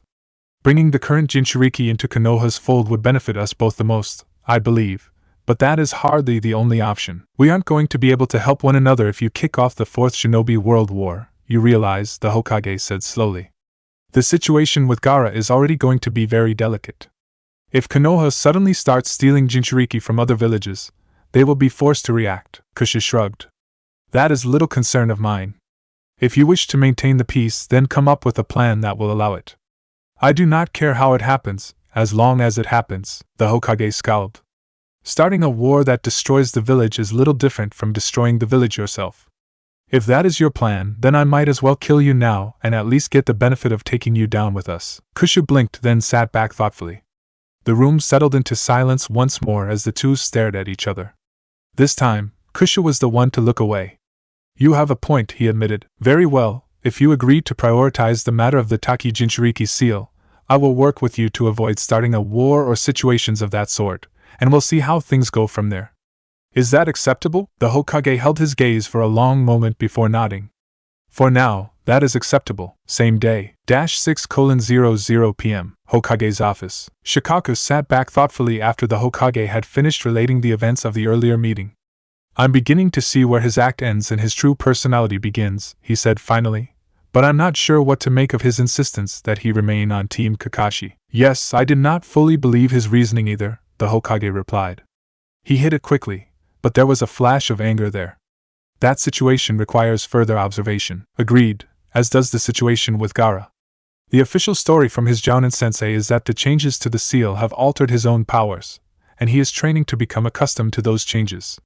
However, we have observed no appreciable change compared to his rampage outside the walls of Konoha. According to the ANBU present at the time, he actually seems to have an even easier time of it. You believe that the one-tailed Bijuu is awake? We don't have enough information to conclude either way, but Kusha stands to gain much if we discount the one-tailed Bijuu's influence in our plans. What of his focus on Taki's Jinchuriki? He appears to equate Taki and Suna's treatment of their Jinchuriki with the type of seal used. I am uncertain of his reasoning on that, but I feel that it is important. Especially since he reacted to the mention of the three-tailed Bijuu more than any of the others, but still chose the seven-tailed as his first target. That could be a matter of convenience, but his reaction to Gaara shows that he can detect the other Bijuu somehow, so searching for the Jinchuriki known to be out in the open would be less of a risk in many ways. The Hokage nodded thoughtfully. I had similar thoughts. I think we should explore the possibility of renewing our trade agreement with Taki after the Chunin exams have concluded. Of course, by that point, it will be your decision, the Hokage said, his voice tinged with amused satisfaction. Troublesome, Shikaku muttered. August 1st, 347 NE, 9:30 AM, Konoha Stadium. The crowd had been slowly drifting into the arena since dawn, some even before then. The pace had picked up an hour ago, when the nobles and wealthy merchants who could afford the more comfortable and much more expensive box seats began entering the arena. Conversations around the arena focused on a few topics. The betting odds for the two matches to be held today, the fact that two Konoha teams and one Suna team, Konoha's ally, had made it to the finals, the surprising success of the previously unknown Oto team in making it all the way to the finals in their first entry into the Chunin exams, what the purpose of those wooden frames and rolls of cloth that lined the edge of the arena were, and with increasing frequency, just what the hell was going on with the arena floor. Konoha citizens, who made up the majority of the attendees to the exams, since only the wealthy could afford the travel and time off required to attend the exams otherwise, knew that the arena floor was usually a straightforward dirt affair with a few trees scattered about to break up the monotony. They also knew that starting 3 days ago the floor had been hidden by an opaque barrier. The barrier started at the top of the wall that lined the arena floor and covered it completely, creating a flat surface. A few adventurous souls had tested the barrier and found it to be as solid as rock. Rumors were rampant about what was hidden by the barrier. The ideas started relatively mildly, with mentions of traps being placed around the arena floor or items buried in strategic locations, but quickly ballooned into outlandish or outright insane ideas such as monsters from the Forest of Death being held inside the barrier to threaten the teams, who would be thrown into the pit and forced to fend for themselves with the survivors declared the winners. With 3 days to conjure ever more outlandish ideas, even the visiting nobles had gotten into the act and entirely new betting pools had sprung up around what secrets the barrier contained. The crowd slowly fell silent as a lone ninja appeared in the middle of the barrier, standing in the middle of the flat surface, suspended in midair nearly 100 feet off the ground by nothing but chakra. Most of the crowd was impressed by the feat and cheered appreciatively, while the visiting dignitaries and foreign ninja recognized the difficulty of the feat and the complexity of the seals which made it possible. "Ladies and gentlemen, welcome to the Konoha Chunin exams," proclaimed Hate Geku, fully enjoying his role as announcer and referee for the third phase. He paused to allow the crowd to cheer for a few moments, then resumed speaking. "Konoha would like to welcome all of you, citizens and visitors alike, and thanks you all for attending this event. We are honored by the presence of nobles from nearly every country in the elemental nations, including our valued ally the Wind Lord and, of course, our very own Fire Lord," Hate called out, motioning grandly towards the most ornate set of box seats in the stadium. The crowd roared out its approval again, cheering and stomping their feet. For most, this was the closest they would ever get to the man who ruled their country. Hate let the crowd cheer for nearly a minute before he motioned for silence. "In honor of the Fire Lord's visit, Konoha would like to take this opportunity to unveil our latest sealing breakthrough, a breakthrough that will be used today to show you the Chunin exams as they have never been seen before." Sarutobi smiled as Hate made his announcement, greatly enjoying the reaction of the crowd. "Your ninja has a way with the crowd," the Kazekage observed. "I should hope so," Sarutobi replied. "He was chosen for this duty because of that, along with having sufficient skill to easily interfere in the fights if need be. I certainly hope I didn't agree to have my genin participate in this display for no reason. This will work properly, I trust?" "Of course," Sarutobi replied, his voice confident. "Jiraiya-kun has been working on this for years, and I have personally observed several successful tests in various areas. What better time to announce his success than during the Chunin exams, when nobles from around the elemental nations are in attendance? I must admit that I am surprised you aren't keeping this one entirely to yourself," the Kazekage said. "I certainly considered it, but we stand to gain much more than we lose by offering this service. And of course, it's not as if we're going to reveal everything now, is it?" the Hokage said, smirking. "Besides, you wrangled your own concessions out of us for this." "True," the Kazekage said, frowning slightly as he turned back to watch the announcement. "You may have noticed the wooden frames lining the arena, and the rolls of cloth upon them. Our very own Jiraiya-sama, one of the only 3 acknowledged sealing masters in all of the elemental nations, has worked tirelessly to create one of the most complex sealing arrays ever conceived, and these simple wooden frames and rolls of cloth are an integral part of that array." The crowd murmured in anticipation. If there was one thing Konoha citizens loved above all else, it was reminders about how they were the best in the elemental nations, regardless of the field in question, even more so when it was such a powerful and mysterious field as the sealing arts. Hate signaled the ninja waiting around the arena, and the rolls of cloth were loosened and stretched out across the wooden frames, then securely fastened in place. Each frame was nearly 30 feet tall and 30 feet across, and it took nearly a minute before the ninja, working as efficiently as they could, had each roll of cloth secured to the frame properly. Many ninja have techniques that allow them to peer into the distance or determine what is happening in another location, but they have been limited to only seeing that image for themselves. Never before have they been able to allow others to see what they see, until now. As Hate spoke, each ninja activated a seal at the bottom of the wooden frame, and the white cloth shimmered before resolving into 9 evenly divided sections, each displaying a different image.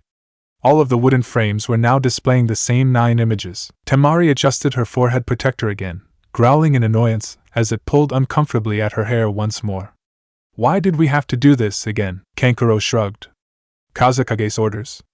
Konoha asked. "And we had no real reason not to comply," he said, then smirked.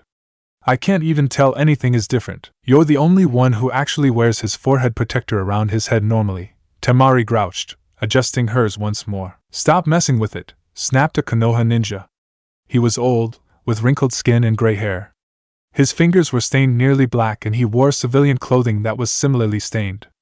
Other than the forehead protector tied around his own head, There was nothing to indicate he was actually a ninja at all. Then again, the pouches filled with ink, brushes, and paper indicated to most ninja that he specialized in sealing rather than the more physical arts. Temari froze and slowly pulled her hands away. I'm not going to break it, am I? Of course not, the old man replied, sounding almost offended. I do good work. Whenever you move it around, the image shifts along with it. It needs to be positioned front and center for the best results. Temari relaxed slightly, then paused again. They can't hear us, can they? She whispered quietly, blushing slightly. The old man snorted. Not with these, they can't. Jiraiya-sama might be able to whip something like that up, though. I'm just working off of his template, and this is sight only. He paused, watching as the tags slapped on top of their forehead protectors flared slightly before dimming again. Well, that's the signal. The people up in the stadium are now seeing whatever those tags are pointed at. Try not to look stupid, the old man said, chuckling. He gathered up his tools and left, still laughing as he closed the door behind him. Thanks, Temari said sourly. She reached up to adjust her headband again before growling slightly and forcing her hand down. This is so annoying. Gaara stood up and began moving towards the exit. It's time, he said quietly. His own headband was placed securely around his forehead for the first time in years, but he showed none of the discomfort Temari did. Temari and Kankuro exchanged quick nods before following their younger brother out into the arena. You can try to figure that out all you want, the seal crafter told the Odo team, smirking. Jiraiya-sama built all sorts of protections and traps into the seal. I couldn't tell you how to make one from scratch, and he trained me personally. Jirobo simply stared silently at the Konoha ninja, who began to shift uneasily. Ah, good, they're working, the crafter said when the tags flared briefly. I'm done here, so you guys can go do your exam thing, he said, moving quickly towards the door. Jirobo watched him leave, then turned to face the other Oto ninja. The commander would be most impressed to see these for himself, he mused softly. The other two nodded before following him out into the arena. Sarutobi turned his gaze to the screen that had been set up in the Kage's box, noting that both the tags placed on the individual competitors and the tags placed in the individual sections to provide an aerial view were working well. The slight swaying of some of the images as they moved with the ninja they were attached to was a little off-putting, but also unavoidable. They needed to pull off something no other village could possibly do, and giving the audience a first-person view of the battles about to occur would certainly accomplish that. Impressive, the Kazekage grudgingly admitted. I take it this was based off of the Kage viewing orbs. The concept seems very similar, in part, the Hokage admitted. It took Jiraiya a very long time to make the necessary changes to the array, however, he added, emphasizing the magnitude of the accomplishment and the difficulty of reproducing it. The Kazekage made a non-committal sound and turned back to the arena. The crowd watched in amazement as images from many different parts of the arena were displayed in front of them. The clapping and cheering started after a few moments, soon rising to a fever pitch as they realized they were about to witness a battle between ninjas from a vantage point they would never otherwise see. Hate smiled at the audience's reception. The remote viewing arrays were going over very well, and he knew the Hokage was already calculating how much they could charge for their use based on that reaction. Konoha had mostly recovered from previous setbacks, but they also didn't have a lot of breathing room at the moment, financially speaking. Konoha will be offering the sealing array as a service to prospective clients, though the exact details have yet to be worked out. Our sealing experts will be available to answer any questions you may have during the intermission for the third phase. And speaking of the third phase, Hate motioned again, and the Oto and Suna teams were led out of different tunnels. Each team was led to stand at the top of a set of stairs on opposite sides of the arena. In the first two stages of the Chunin exams, each team worked together to overcome obstacles and achieve their goals. Unfortunately, in the real world that may not always be possible. The third phase will determine if the individual members of a team can stand on their own merits. In the previous two phases it was entirely possible to complete each phase successfully without entering combat at all. And some teams did indeed manage this feat. Such an outcome is nigh impossible here. Instead, each individual must rely on their own skills, abilities, and experience while combating their opponent and securing their objective. Within each area is a simple object that one ninja must maintain control of in order to pass. The first team to either defeat all of their opponents, or maintain control of all three of these objects for 5 continuous minutes will be declared victorious. The arena floor has been divided into 3 sections, each designed to emphasize an aspect of shinobi combat. The top left image before you shows the section designed to emphasize mobility. The image showed a flat, featureless dirt floor. Only the occasional small rocks served to break up the monotony of the area. In the middle of the field was a small black box. There are no obstacles, nowhere to hide and, other than small rocks, no objects in the environment to use in combat. In such situations, the ninja who can outmaneuver their opponent will often be victorious, Hate proclaimed, his voice rising and falling as he worked the audience. The top middle image displays the section designed to emphasize flexibility. This image showed countless trees clustered together tightly. There were only a few small breaks in the foliage, allowing the viewers to see that the ground was covered with crisscrossing tree roots. If there are a similar box in this section, it was not visible. Unlike the first section, there are numerous obstacles at all levels of the forest, providing both hazards to avoid and opportunities to ensnare or trick your opponent. Movement requires either great care or great skill, and visibility is extremely limited. The winner in this section will most likely be the ninja who can best make use of the terrain. The top right image displays the section designed to emphasize endurance. The third image showed a deep pit that had narrow rock spires jutting out of its depths. Each spire tapered off to a narrow point less than a half a foot wide, and the sides of the spires appeared to be perfectly smooth. The bottom of the pit was shrouded in darkness. Another box was tied to the tip of a spire in the middle of the section. Merely remaining on the battlefield will constantly drain any ninja who enters this section, never mind attempting to battle their opponent. Any attacks will have to be carefully considered lest the ninja wear themselves out and find that they are unable to continue. Hate paused a moment to allow the crowd to absorb his words, then resumed speaking. Only one ninja from each team will enter a given section. To determine this, the Suna team will choose the section they would like to fight in, while the Odo team will choose which opponent they will face. Neither team will be aware of the other's choices until they actually enter the arena. Once they have made their choices, they will be escorted into the arena, and we can begin. Chapter 34, Fake It Till You Make It. August 1st, 347 NE, 10:00 AM, Konoha Stadium. The Suna team made their decision quickly and were escorted down into the arena. The Odo team followed them a short time later. The crowd watched eagerly as the contestants disappeared from view, their speculation and last-second betting reaching a fever pitch as they watched the screens to determine which genin would be facing off against one another. Very well, Hate announced once everything was ready. The first battle of the third phase of the Chunin exams begins. Now, open field. Gaara stared at his opponent impassively even as the sound of a bell echoed throughout his section of the arena, signaling the start of the battle. Across from him stood the tallest member of the Odo team. The nearly bald genin wore a plain white shirt and black pants accented with a large purple rope that was tied in an elaborate knot. The Otonin was staring back, a small smile on his face. Gaara waited a moment, wondering if the other genin would make the first move. When he just stood there, continuing to smile, he shrugged and reached over his shoulder to pull the cork off of the gourd strapped to his back. He twisted his hand sharply and the cork came loose with an audible pop. Tossing the cork to the side, he almost negligently willed his sand to flow out of the gourd even as he began grinding the earth beneath his feet into a fine powder. Ryudo had spent most of their available time working with him, teaching him how the Bijuu's power really worked, but Gaara had only made minimal progress in the time they had available. Ryudo had shown him an image of what he would eventually be capable of, however, and the mere memory of it made a maniacal grin cross his face. "You'll be a good test," Gaara told his opponent, still grinning. "Kukuku." His opponent chuckled softly, seemingly unconcerned by the increasing amounts of sand floating in the air around Gaara. "I was thinking the same thing about you." Forest. Kankuro grinned to himself as he leapt into the trees, leaving his gray-haired opponent behind rapidly as he bounced from tree trunk to limb to root-covered ground and back. He wasn't worried about losing sight of his opponent. Like any good puppeteer, he had trained extensively in tracking and detection. His art worked best if he could keep his enemy at a distance, but that also meant that he had to work correspondingly harder to make sure he knew where his enemy was and what they were doing. There were techniques to allow the puppeteer to see through the puppet's eyes, not terribly unlike the ridiculous tag he had slapped on his forehead protector right now, but those could be a double-edged sword. The simpler versions supplanted the user's natural sight with the puppet's sight, rendering the user effectively blind to his own surroundings.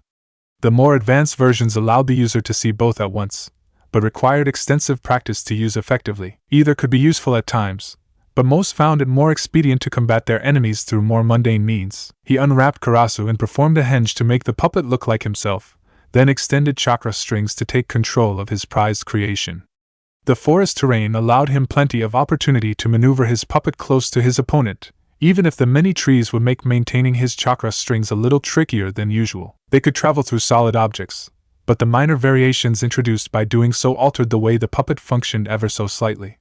Accounting for all of these little nuances while fighting a battle taking place dozens of feet, or more away was the heart and soul of his art. He lived for moments like this, moments that stretched his skills and broadened his experience. He circled back around with Kurasa leading the way, easily picking up the other ninja's trail. The gray-haired Otonin had stopped in the only clearing within the heavily forested section, apparently giving up on engaging Kankuro within the confines of the forest. Kankuro just shook his head in disgust even as Kurasa leapt into the clearing and dashed forward to engage the other ninja in hand-to-hand. He took a moment to admire how realistic Kurasa's movements looked, even if it was stiffer and slower than what he himself was capable of. It was passable taijutsu, but Kurasa wasn't dangerous because he could hit the opponent. No, Kurasa's real danger came when the opponent struck back. Sure enough, the gray-haired ninja smirked and began pressing forward, clearly believing he had the superior skills in taijutsu. Kankuro was just about to engage Kurasa's hidden blades when he detected someone circling around behind him. He quickly leapt aside while simultaneously disengaging Kurasa from its own fight, and not a moment too soon. Several kunai flew out of the forest behind him and whipped through the air where he had previously been crouching on a tree branch. How ironic. Apparently his puppet had been fighting some sort of clone. He mentally raised his estimation of his opponent even as he vanished into the forest again, prepared to engage in a game of cat and mouse, the kind of game where he excelled. Pit! Temari growled in annoyance as she eyed the black box tied to the nearby spire. Her opponent was staying well away from her, far enough away that her standard ranged attacks were easily dodged, and yet he was stubbornly refusing to let her approach the box. Whenever she moved closer, he would launch an arrow from that ridiculous bow of his and she would be forced to dodge. She would have scoffed at the mere idea of a ninja using an actual bow of all things, but the Otonin fired arrows faster than most ninja could fling kunai, and he was disturbingly accurate. The fact that the arrows lanced straight through the solid stone spires, sometimes two in a row, meant she had to respect their potential lethality, if nothing else. She had initially tried to counter his arrows with her fan, only to find herself nearly overwhelmed by a steady barrage of projectiles. The Otonin had launched arrow after arrow, spread out such that she had to use a new wind jutsu for each one. He seemed perfectly content to keep up that pace without end, so Temari had quickly abandoned that approach lest she drive herself into chakra exhaustion, which led to her current situation, staring across the seemingly bottomless pit at her bow-wielding opponent, who was staring right back at her with a bored expression on his face. He had made no move to approach the box or do anything other than preventing her from seizing it for herself. Truthfully, she didn't really need to do anything herself, either. The rules meant that each team had to incapacitate or outmaneuver all of the opposing genin in order to advance, and she had no doubt that Gaara would win his own bout easily, regardless of who his opponent was. Any delaying tactics would surely benefit her more than her opponent. Unfortunately, her pride wouldn't let her leave things at that. She wasn't about to rely on her younger brother, even if she freely acknowledged that he was the most dangerous member of their team. So first, she had to find a way to counter or negate his arrows. Stands. Kurenai sat with her team in the ninja section of the stands, observing the first round of the third phase. The team that beat her own, Team Guy, would be fighting in the next round and had already been sequestered somewhere within the bowels of the stadium. She had heard that they would still be able to observe the match somehow. She assumed through the use of a screen like the one she was watching now. The genjutsu work that went into the projection was both astonishingly simple and absurdly complicated. She didn't know what the seals attached to the genin were doing, but the screens before her were using a Mirage-class genjutsu, a chakra construct that was anchored to a physical object and then showed a predetermined image. The only limitations were chakra and imagination, as both the size of the image and its duration were determined based on how much chakra was fed into the technique, while the image itself was determined by the caster. Jiraiya-sama had somehow managed to alter the technique so that instead of a predetermined image, the genjutsu changed on the fly to display whatever the connected tag was observing. She could count on two hands the number of people within Konoha capable of altering a mirage after it was set, and aside from herself all of them were in the Kurama clan. Even Sakura, who she felt was already well on her way to following in her own footsteps to become a genjutsu mistress, wasn't capable of that particular feat yet. Shaking her head slightly, she focused her attention back on the battle at hand, or one particular part of it. Gaara, Suna's Jinchuriki, appeared to be completely dominating his own match as he flung his sand back and forth, forming grasping hands and writhing tendrils as he attempted to ensnare his opponent. Yet, despite the speed with which he manipulated the sand and the sheer amount of it he commanded, his opponent continued to evade his grasp. "Kami," Sakura breathed. "Are those really genin down there?" Kurenai shook her head as she glanced at the other battles in progress. Temari and her opponent seemed to be playing a waiting game, with Temari making the occasional move to seize the black box and her opponent preventing her from doing so, but nothing else. Kankuro was engaged in a strange game of tag with his own opponent. Kankuro was a puppet user, and a damn good one as far as she could tell, but somehow his opponent kept slipping out of his grasp and nearly getting the drop on him. Well, Kurenai said, addressing Sakura's question, from what I've seen so far, all of the ninja on both teams are a solid B rank at least. Even if they lacked proper leadership skills for the full Jounin track, their combat prowess means they should be well on their way to Tokubetsu Jounin already. I am not familiar with the style of jutsu the red-headed Suna Genin is using, Shino said quietly. He does not appear to employ any distinct hand seals, and I have never heard of a jutsu that allows one to command the elements so freely, even for something as loose as sand. That's a skill unique to Suna, Kurenai replied eventually. Technically it wasn't Konoha's secret, or even much of a secret at all for that matter, but she didn't feel like explaining the concept of a Jinchuriki at the moment. The academy only touched on the most basic details of the tailed beasts, and didn't address the particulars of how they were defeated at all. The subject of Jinchuriki was usually covered along with the profiles of prominent bloodlines and ninja from other villages when an individual began taking missions outside of Fire Country. Until then it was felt that their time was better spent training up their skills and studying more generally applicable tactics and information. Sasuke cursed quietly under his breath, and Kurenai turned just in time to see him deactivating his Sharingan. She raised her eyebrow and he responded with a rueful shrug. It was worth a try, he said. I wanted to see how it worked. Kurenai allowed herself a moment to enjoy the irony. Since the images were essentially a genjutsu, anyone using their Sharingan would actually see nothing at all, rather than dissecting and potentially copying the movements and jutsu displayed. I doubt you could copy it in any case, Kurenai said, smirking slightly. I dare say that particular technique requires massive chakra reserves, far more than most genin would have. Stands. Kakashi frowned thoughtfully as he watched the scene before him. He was sitting in the Konoha ninja section of the stands, located directly below the Kage's viewing box.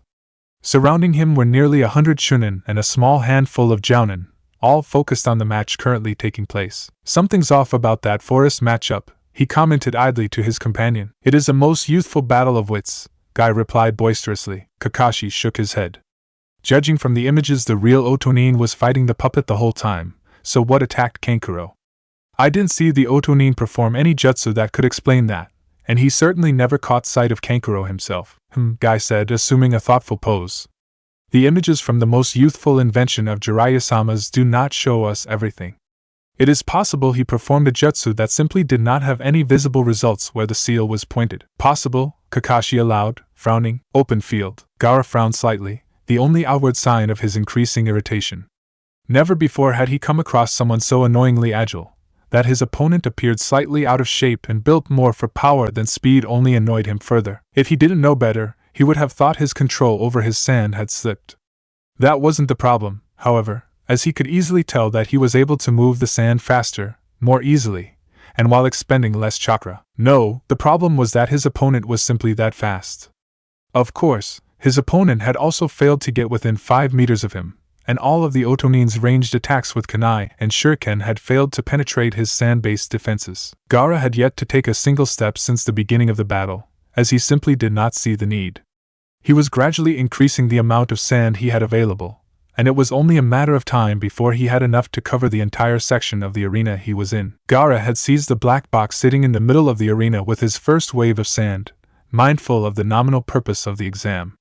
His opponent didn't seem to care about that, and made no move to stop him, or reclaim the box. He made another sweeping gesture with his hand and a wave of sand moved towards the Otonin. Rather than appearing worried, the large genin almost leisurely dodged away, avoiding the tendrils which branched out of the wave just as easily. I'm rather disappointed, his opponent taunted, his voice slightly sibilant as he spoke. I had expected rather more variety from Suna's not-so-secret weapon. I guess this is the limit of what you can do. He wore a mocking smile, and shook his head sadly as he spread his hands and shrugged. Gaara's frown deepened, out of anger this time. He wasn't sure if his anger stemmed from the suggestion that he was nothing more than a tool for Suna, the idea that he was weak, or if his opponent was just that annoying. Ultimately, it didn't matter. He had a new technique to try out, and while he had originally intended to save it for his battle with Kusha the next day, now would do just as well. He brought his hands together in front of him and began slowly going through the hand signs required for his next jutsu. Even by genin standards, his speed with the hand signs was abysmal, taking nearly a second to position his hands correctly for each one. By his own standards, he had improved by leaps and bounds since Jiraiya-sama had corrected his seal. Then again, improvement wasn't necessarily the right word, since he'd never bothered to practice hand seals before. Which, he reflected, meant this was the first time he was using an actual jutsu in battle. Earth style, earth clone, he intoned, his gruff voice ringing across the field. 9 shapes rose out of the ground around him, all of them slowly changing as they gained both color and definition until 10 Garas stood in the arena, staring solemnly at the Oto Genin. The Otonin was no longer smiling. Then sand began pouring out of the gourds on the clones' backs, and his opponent looked worried for the first time since the battle began. Stands, Guy. Yes, my eternal rival? Came the reply, the Jounin's normally boisterous voice unusually solemn. Is the hopefully not crazy anymore Jinchuriki using clones, all of which appear to have just as much command over sand as the original does? Yes, my eternal rival. Just checking. In a nearby section of the stands, an ANBU looked out from his post and observed the images displayed on the screens. This ANBU had been present during Gaara's breakdown, and had witnessed firsthand the destruction caused by the out-of-control Jinchuriki. The ANBU's sentiments were much more concise. Oh, fuck me, Kagebox. Sarutobi turned to look at his counterpart, who seemed to have choked on the water he had been drinking. Are you alright, Kazekage-dano? He asked, sounding concerned. The Kazekage cleared his throat roughly, holding up one hand. I'm fine, he said at length, just a little startled. Thank you for your concern, Hokage-dano. Sarutobi eyed the Kazekage's expression, or at least what was visible of it behind his veil. His jaw was clenched, and he seemed to be glaring at the screen, but there were small beads of sweat forming on his brow. Interesting. Sarutobi turned back to the screen and studied the clones Gaara had just created.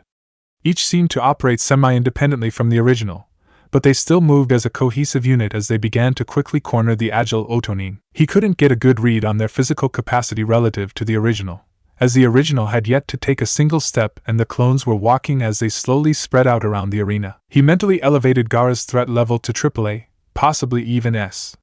There was no good way to gauge just how autonomous the clones would be in a more open setting. Earth clones tended to be fairly simplistic unless directly controlled by their creator, but the one-tailed Bijuu's influence could alter that in unforeseen ways. Similarly, there was no good way to determine the potential range of the clones or the extent they could use Gaara's own control over sand. The Hokage was more interested in what the use of a jutsu, a clone jutsu at that, indicated about the state of the Bijuu within Gaara. The use of a human jutsu might indicate that Gaara was exploring options that didn't rely on the Bijuu's powers, a sign that he was seeking independence from the being sealed within him. On the other hand, he seemed to be using the jutsu primarily as an additional channel for the Bijuu's chakra, another way to manipulate the sand, which could indicate increased influence from the Bijuu. Sarutobi mentally sighed and set the matter aside. He was grasping at straws now. Better to reserve judgment for when he had more information. Konoha. Anko sauntered casually through the city streets, idly chewing on her fresh skewer of dango. She could hear the distant roar of the stadium, which meant that the Chunin exams were officially underway. Part of her wanted to be there to witness the coming battles, especially since she knew that 2 teams from the clan kids were competing. Then there was the Jinchuriki kid from Suna. It wasn't often a ninja got the chance to observe a container in action without being the target of said action. On the other hand, she was drawing AA rank pay for this particular mission. That was a lot of dango. It was also her first official mission as a full jounin, and one that could prevent a lot of damage to Konoha in the coming days. She wasn't about to botch such an important mission. Even as she walked down the street, drawing the envious and admiring stares of the civilians unable to attend the exams, her team was following her discreetly, keeping an eye on the people around her. If anyone was going to try to infiltrate Konoha, they would be active now, while the exams were drawing the majority of the ninja away from their normal posts. This would be their best chance to access areas normally guarded or watched by ninja or even civilians. She'd already interrupted 2 would-be thieves trying to break into unguarded stores, though she didn't think either of them were enemy agents. She'd sent them on to TNI anyway, better safe than sorry and all that. Her nose twitched slightly as she felt the telltale signs of a jutsu being used. It was small, almost imperceptible, but it was there. She wasn't a full-fledged sensor by any stretch of the imagination, but she had been trained relentlessly until she was the next best thing. She could detect most jutsu used within 100 meters, and in most cases could narrow it down to a specific type of jutsu if she was within 20. This particular jutsu was a sustained illusion type, most likely a henge. She pulled the last dango off the stick, chewing slowly to savor the taste, before breaking the stick in half and tossing it aside, the sharp end just happening to land pointing towards the area where she had detected the jutsu in use. Her team caught the signal and began to move in that direction, ready to follow and possibly apprehend the suspect. Anko lifted one arm straight up and looped her other arm behind her head as she rose onto her tiptoes and arched her back, stretching languorously in the middle of the road. Her coat gaped wide open at the motion, revealing her tight mesh bodysuit and the lithe body it contained. She snickered to herself as she heard someone drop a tray of dishes nearby, then turned and resumed her walk in a seemingly random direction. Time to get to work, Forrest. Kankuro was not happy. He had cornered his opponent no less than 4 times in the last 10 minutes, but every time it turned out that he had been attacking some sort of advanced clone, and he ended up nearly falling into his opponent's ambush. Not only was this incredibly irritating in terms of the fight itself, but it also meant that his tracking and ambush skills were inferior to his opponent's, and that was a direct affront to his pride. No more playing around, he growled lowly to himself. His fingers twitched, and a series of hollow clicking noises emanated from his puppet. The next time he found his opponent would be the last. Pit. Temari carefully examined the arrow, keeping one eye on her opponent as she did so. As she thought, the arrow was heavy and turned out to be fashioned entirely of metal, even the fletching. That also explained the speed with which her opponent fired the arrows. He did so not because he could, but because he had to if he wanted them to strike their target properly. The rigid metal fins would not stabilize the arrow nearly as well as real feathers would. She couldn't detect any sort of poisons on the projectile, but knew enough about the use of toxic substances from her brother's art to know that meant nothing. She used a small cloth to avoid making direct contact with the arrow in any case. Satisfied that she wasn't going to find a weakness to exploit in the arrows themselves, she sighed and tossed the arrow aside. It looked like she was going to have to use one of her stronger jutsu to break this stalemate. She hefted her battle fan and opened it completely, beginning to wave it back and forth in the air with one hand as her other began forming hand seals in time with the fan's motion. The wind around her began to churn. Open field. Gaara's opponent was in constant motion now, leaping and diving and rolling to avoid the sand all around him. The clones stared at him impassively even as the sand under their command whipped through the air, forcing the Otonin into a smaller and smaller area. There was enough sand flying through the air that Gaara began to fashion a solid wall out of it, surrounding the Otonin on each side and gradually closing in. The ninja was trapped now, and Gaara decided to savor the moment as he ceased sending out grasping hands and tendrils and allowed his doomed opponent to stare at the slowly encroaching walls. The ninja's hands twitched and his expression turned slightly annoyed before he raised his hand and shouted, "I forfeit." Gaara paused, the walls of sand no longer advancing, as he cocked his head to the side. It took him a moment to remember that his opponent was allowed to do that, and that he wasn't supposed to kill or even hurt the other genin now. A pity. Jirobo of Oto has surrendered, Hate announced, a wise decision in the circumstances. The crowd booed and jeered the Otonin, but the ninja among them just nodded sagely. The ability to recognize certain defeat was essential, and the lack of it had led to the death of many a foolish ninja. Gaara of Sand may now lower the barrier to one of the other areas, Hade continued. Gaara waited a moment before shrugging slightly and moving to the right. It didn't really matter which way he went. He doubted the other ninja would be as agile as his own opponent, and with the amount of sand he now had available the battle would end quickly in any case. Pit. Temari cursed when one of the barrier walls shimmered and disappeared, suddenly and drastically altering the wind currents within the area. She scrambled to make adjustments to her jutsu, then noticed who was entering her section and decided not to bother. She lowered her fan and let the jutsu die out. Her opponent apparently noticed as well, because she heard him crying out, "I surrender." A moment later, Forest. Kankuro frowned when he saw the shimmering blue field in the distance disappear. Gaara or Temari must have won already, he concluded. He didn't mind the help, but he had really hoped to defeat this slippery bastard on his own. "I give up!" He heard a voice calling out, more than 30 feet away from where he had thought his target to be. He cursed loudly even as the announcer declared his team would be advancing to the final round. His complete inability to control the battle left him feeling like he personally had lost, even if his opponent had never actually managed to land a hit on him. Stands. Kakashi was frowning deeply now. They gave up far too easily, he muttered. Indeed, their flames of youth were most lacking in that regard. No. Look at them, Kakashi said, motioning to the Odo team. The images from the seals attached to the genin were still displayed on the screens, allowing them to get a close look at the teams. Do any of them look winded to you? Guy frowned. No, he admitted, they do not. In fact, even the one who faced Gaara does not appear to have exerted himself much. The Suna team, other than Gaara anyway, looks like they've been doing something, but even they look like they could keep going for quite some time. I see, Guy said, rubbing his chin. Now that I think back on it, none of the Oto genin used ninjutsu of any kind that I recall. There could be a reasonable explanation for this, he allowed. But, yeah, Kakashi agreed, but, arena. The Suna team advances to the final round. Hate proclaimed, allowing the crowd several seconds to cheer the victorious genin. They will now retire to a specially prepared suite within the stadium where they will be allowed to rest and recover in preparation for tomorrow's battle. Our next fight will begin at 2 in the afternoon, Hate announced. Until that time, you are free to remain in the arena and witness some of the demonstrations and exhibitions that will be held for your entertainment. Or you may exit the arena and partake of the many attractions Konoha has to offer. I would also like to remind our visitors that many of Konoha's sealing experts are located in and around the arena to answer any questions you may have regarding Konoha's latest innovation. Team Kakashi's suite. Well, that was rather interesting, Kusha said. Kinda boring if you asked me, Ino muttered.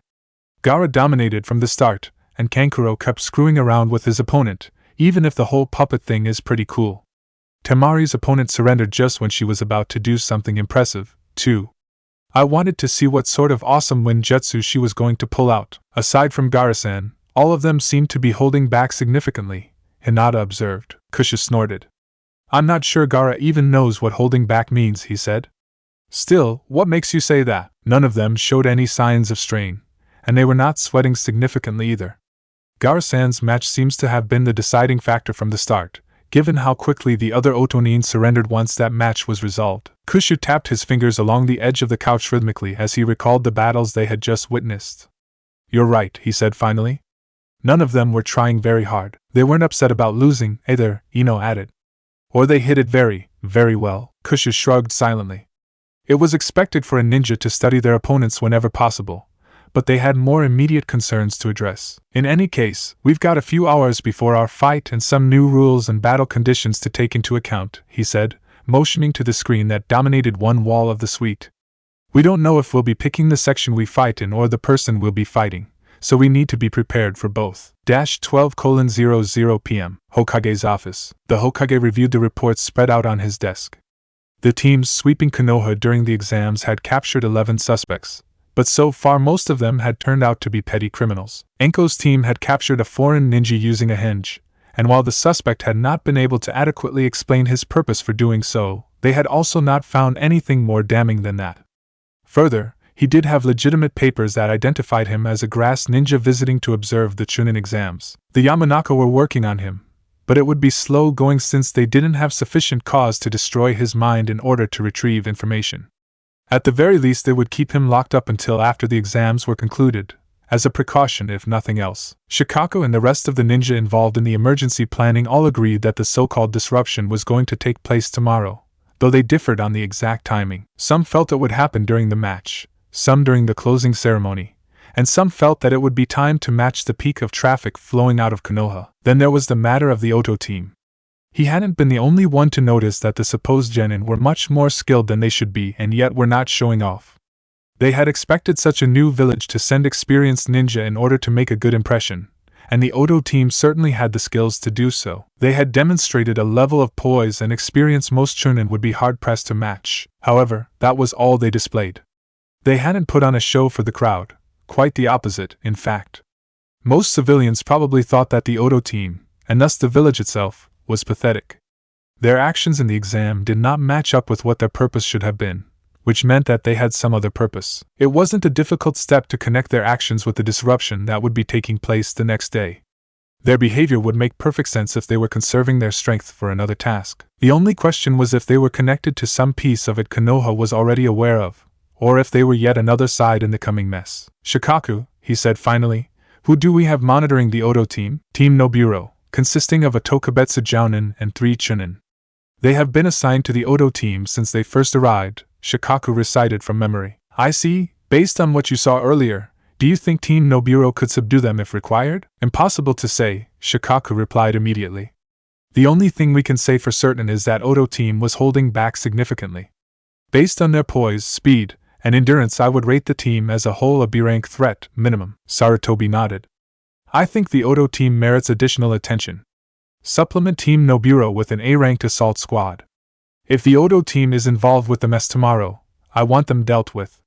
Capture if possible, but only if feasible. Understood, Hokage-sama? Chapter 35, Tricks of the Trade. August 1st, 347 NE-1:45 p.m. Arena. Ladies and gentlemen, esteemed nobles, Wind Lord-sama, Fire Lord-sama, welcome back to the Chunin exams. Hate proclaimed. I hope you were suitably entertained during the intermission and that you found the food available in Konoha to your liking. Now, what you have all been waiting for, the next round of the exams. This battle will pit two Konoha teams against each other. The first team is Team Guy, a genin team that has been together for nearly 2 years now who are participating in the Chunin exams for the first time. Their record is impeccable, with 14 C-rank and 3 B-rank missions to their name, a highly unusual feat for a team without a single Chunin among them. Surprisingly few people in the crowd noticed that Hate was providing a great deal more background information about the Konoha teams than he had either the Suna or Odo teams, as they were too caught up in the excitement of the moment. The first member of Team Guy is Tenten Higurashi, a civilian-born kunoichi who rose to the top of her class to graduate as Kunoichi of the Year, and who has since proven herself a very effective and promising ninja. The crowd cheered loudly at that, especially the civilians among them.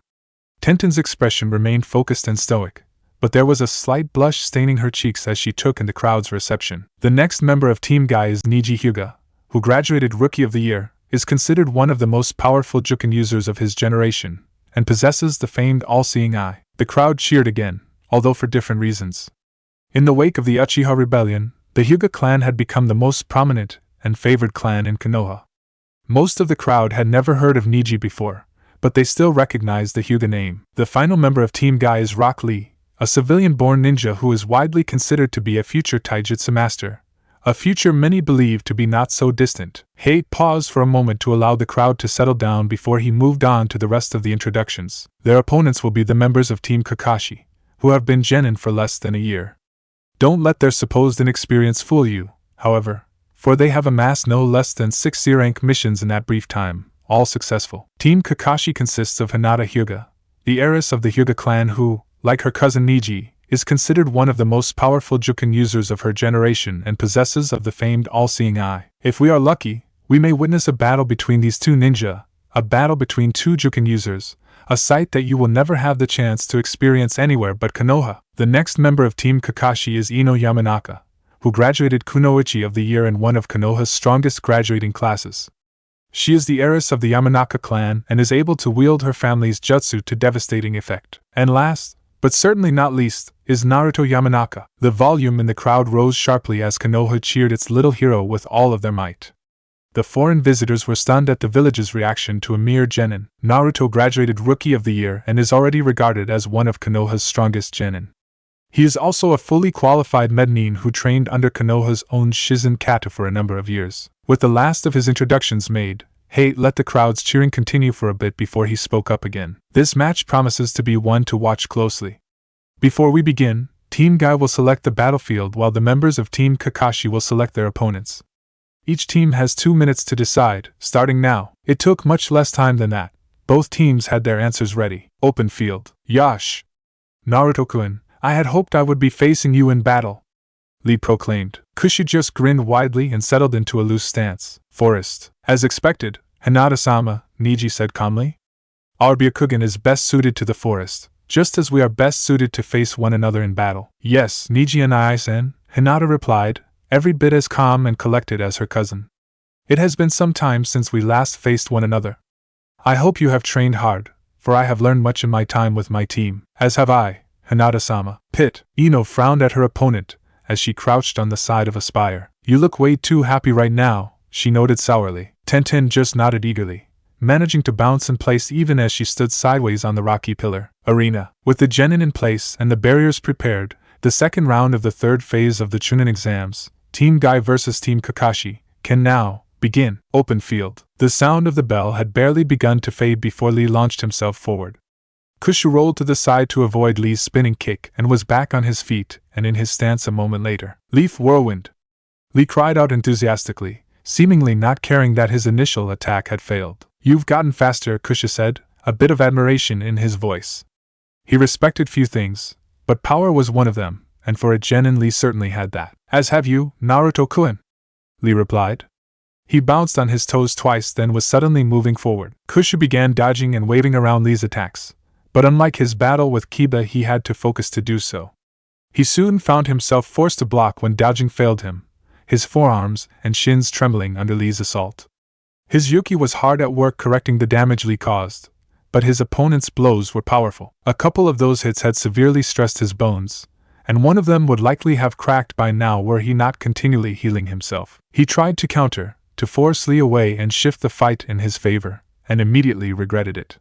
He used a quick jab, his hand blurring through the air.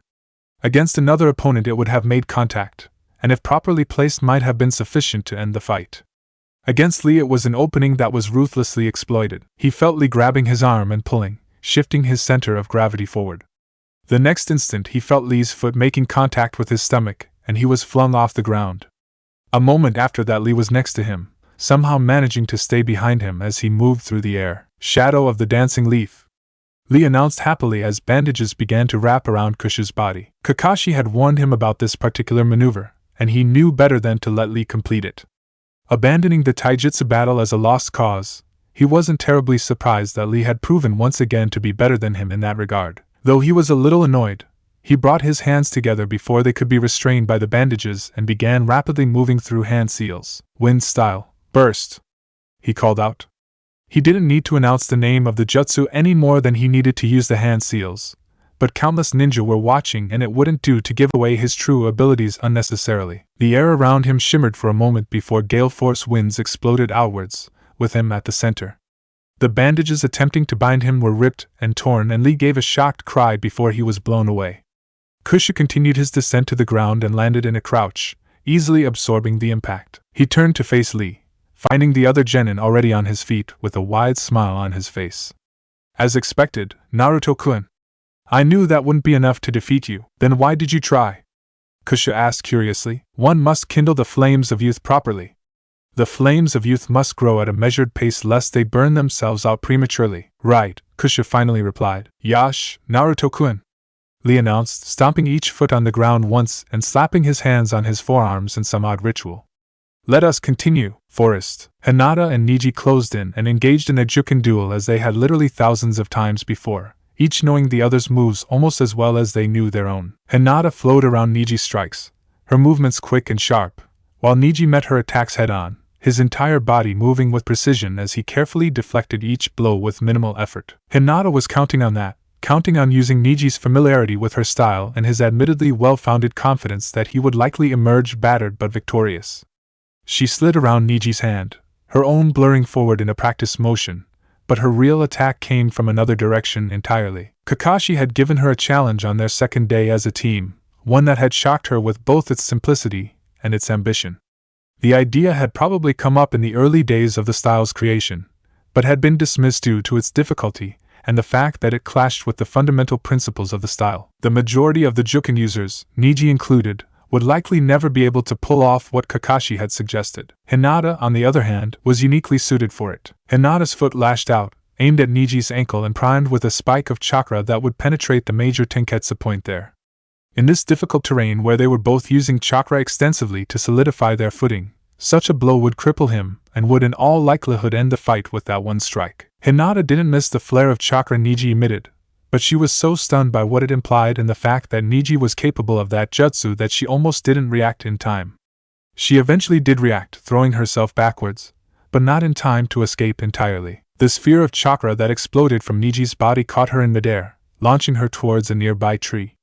She landed heavily, but still on her feet and ready to move again if she needed to. The sphere also shattered the root they had been standing on, causing Niji to abandon the jutsu almost as soon as it began in order to leap to firmer ground. Kaiten? Hinata asked, her voice tinged with awe. Kaiten was one of the most powerful and difficult techniques of juken, beyond the capabilities of most Hyuga to accomplish at all, never mind so young. Niji nodded, a similar look of astonishment on his face. Gai-sensei and my teammates helped me master it, he admitted, but you... I didn't think that was even possible. Niji had probably seen the chakra gathered in her foot and reacted, just as she had seen the warning signs of his Kaiten and responded accordingly. Still, while her surprise attack had failed, she had come out of that particular exchange the victor. The Kaiten's major flaw was that it took an incredible amount of chakra to maintain, even for the brief seconds Niji had kept it going. Her own attack, on the other hand, took no more chakra than any other Juken strike. Unfortunately, she had targeted the Tenketsu in Niji's ankle not because it was the easiest target, but because she was not confident she could seal anything smaller with her current level of skill. Hinata herself had not believed it was possible at all until Kakashi pointed out that, as she should well know, a human foot actually had more Tenketsu than a hand did. If anything, he insisted, using her feet should ultimately be easier than using her hands. The reason the Juken style was and would always remain the exclusive domain of the Hyuga clan was because the Byakugan was the only known way of locating the Tenketsu and judging the amount of chakra required to seal it. Tenketsu were located in roughly the same positions in every ninja, but the exact locations could vary by as much as an inch. When dealing with targets a quarter of an inch in size or smaller, the margin of error was too high for anyone to possibly use the style through guesswork alone. Even if someone were to get lucky and accurately target the Tenketsu, they would have no means of determining how much chakra to use in order to seal it. Too much and the chakra overflowed, mixing with the target's own chakra and eventually getting pulled out of the Tenketsu entirely. Too little and the target's chakra would flow in, ultimately leading to the same result. If the proper amount of chakra was used, however, the Tenketsu itself formed a natural barrier that resisted the movement of chakra while it was full. That behavior was vital to the use of jutsu, but it also formed the basis of the Juken as the target could not easily expel the foreign chakra when their own was not in contact with it. It was possible to do so. The Hyuga clan was aware of 3 such methods, as well as 2 known methods of negating the Juken entirely. But most ninja were not aware of them, and they were nearly impossible to use in the heat of battle anyway. Hinata's greatest challenge had been timing the pulse of chakra that filled the target's Tenketsu when using her feet. She had spent years practicing and honing the Juken style until the subtle adjustments and precise timing required to completely fill the opponent's Tenketsu with her own chakra was instinctive when using her hands. Once she had the timing down, which differed significantly from using her hands for reasons she didn't fully understand, she found that in one respect Kakashi's theory had been right.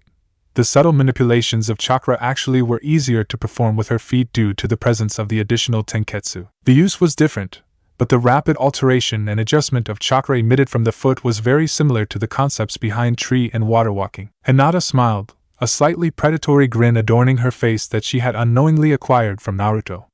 "I told you I had learned much," she said, and launched herself forward to resume the battle. "Pit, I hate you," Ino started as she dodged yet another handful of kunai Tenten had flung in her direction. "So much," she continued, throwing herself off of a spire moments before the exploding tag wrapped around the handle of a kunai detonated and caused the top of the spire to break off and plummet into the depths of the pit. "Right now," she finished, panting slightly as she came to a stop on the opposite side of the pit, glaring at Tenten. Tenten just cackled, sounding slightly deranged as she pulled another set of her seemingly infinite supply of kunai out of her pouch.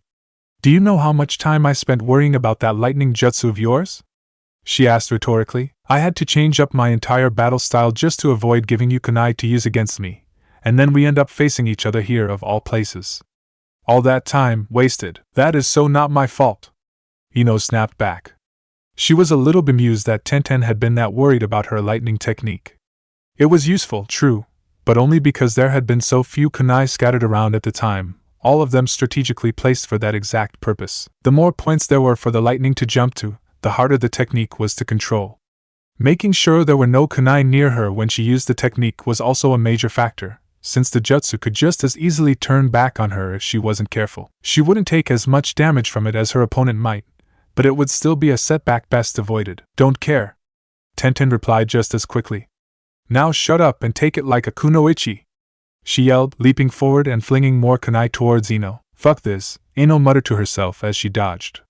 Rather than leaping to another spire, however, she headed straight down into the hidden depths of the pit. "Oh no you don't," Tenten yelled, snapping more kunai towards Ino in an attempt to force her back towards the tops of the spires, where she had a clearer aim. Ino backflipped off the spire and let herself drop through the air, vanishing into the darkness. She heard Tenten trying to follow her, but she was already slipping away, letting stealth accomplish her retreat where speed had failed. She had wondered what was at the bottom of the pit the entire first round, but neither Temari nor the Otonin had moved more than 10 feet from the top of the spires. It turned out that, as she had guessed, the spires continued to widen until they met at the bottom of the pit, which was nearly 100 meters from the top. The footing was awkward, as there was no even surface anywhere. The spires all met in steep verses at the bottom, and Ino found herself hopping quietly from one slope to the next rather than attempting to straddle the areas where the spires met. She would likely have slipped and broken an ankle by now if she hadn't employed the All-Sight Jutsu the moment she vanished into the darkness. That jutsu, at least, was one that she could do without words or hand seals. Kakashi had drilled all of them relentlessly until they could do so, and she was glad for it now. Tenten had broken off her pursuit and returned to the open area above, though Ino couldn't make out anything further than that. She wasn't about to just charge out there now, especially since it would take her a moment to make the adjustment from darkness to light. Ino didn't have to wonder what Tenten was up to for much longer, as she heard a not-so-distant clang of metal on stone, followed by an explosion. She realized what Tenten was doing immediately. That crazy bitch was dropping explosive kunai into the depths in an attempt to flush her out. She knew enough about exploding notes, hard not to learn about them when Naruto spent his spare time making them, to determine that these were relatively low-powered examples, but a direct hit could still do some serious damage, possibly even fatal damage. Ino smiled in the darkness. She could use that. Stands. Kurenai stared at the screen. It was difficult to believe that genin were performing the feats she had just witnessed. Naruto and Lee were both moving at frankly absurd speeds for their age, and most of the civilians in the crowd were unable to keep up at all. Taijutsu was not her strong suit, but she never thought she would meet a 12-year-old who could possibly give her trouble in a hand-to-hand fight. Then there was the fight between Niji and Hinata. She knew enough about the Hyuga to know that the move Niji had pulled off was a big deal, but she couldn't figure out why Niji looked more stunned than Hinata did. She glanced briefly towards where Hayashi Hyuga was sitting, but from this distance his expression looked as calm and stoic as ever. The battle between Tenten and Ino was more along the lines of what she'd expected from genin, except for the fact that Tenten apparently had a storage seal on the inside of her pouch and could throw 4 kunai at a time with more speed and accuracy than most genin could throw one. Even with the distance between them, she was impressed, and Ino had managed to dodge all of them. Her spatial awareness and midair acrobatics weren't as flashy as what some of the other genin were doing, but they spoke well of her skill all the same. She turned to look at her students to see how they were taking this display, only to find that none of them seemed particularly shocked. "You think Lee is going to kick Naruto's butt this time?" Sakura asked idly as she watched the screen. Naruto finally pulled out his ninjutsu, which is the only thing that let him win last time, Sasuke muttered, not taking his eyes off of the images before them. His gaze was rapidly shifting between all 3 battles as he attempted to take in everything at once. Despite that, Lee-san seems quite confident. "I believe he has a plan to deal with Naruto-san's arsenal of techniques," Shino commented quietly. "You aren't surprised by this?" Kurenai asked. Her genin spared her a glance before they turned back to the battles. "Oh, you never did make it to one of the clan kid training sessions, did you?" "Not that we had that many after we graduated," Sakura said. Shino spoke up next. "Lee-san and Naruto-san have faced off once before, and Lee proved then that he could defeat Naruto-san in a taijutsu battle. Naruto-san was forced to rely on his ninjutsu then, as he did just now, and ultimately managed to defeat Lee at the time.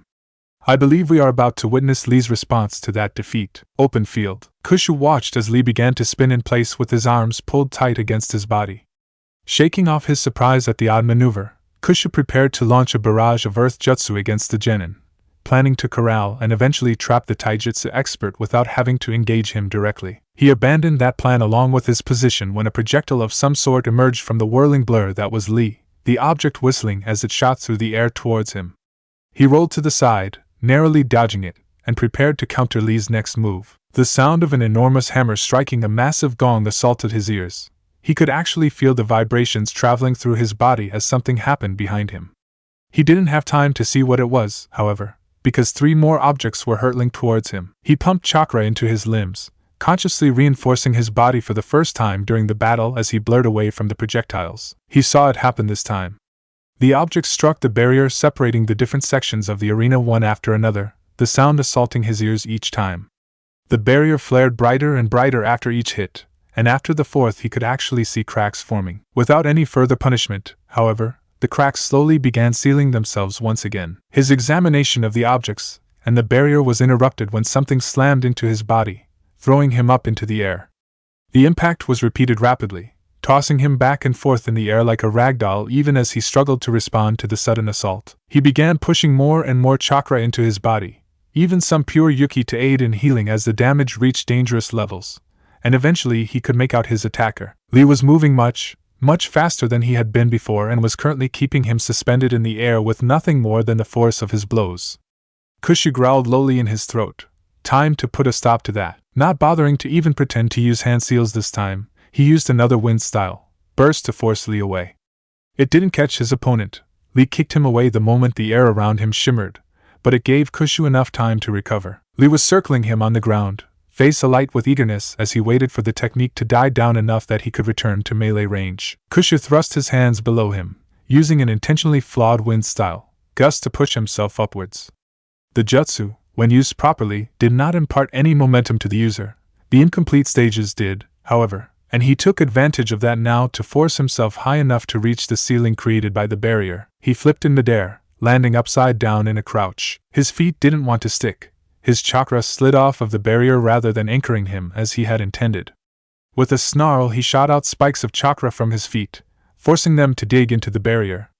A high-pitched whine filled the air and the barrier shuddered under his feet, but he was now firmly attached. He turned his attention back to Lee, who was already trying and failing to run up the barrier as if it were a simple tree.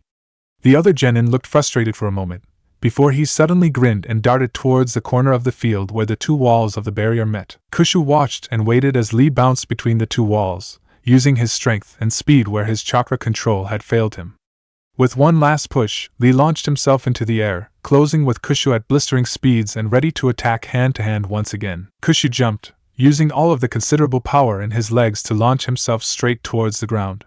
He landed feet first moments later, the impact cracking the dry earth beneath him and kicking up a small amount of dust. He turned his attention back to Lee, who was still in midair and just beginning his descent after passing through the space Kushu had previously occupied. Kushu smirked viciously.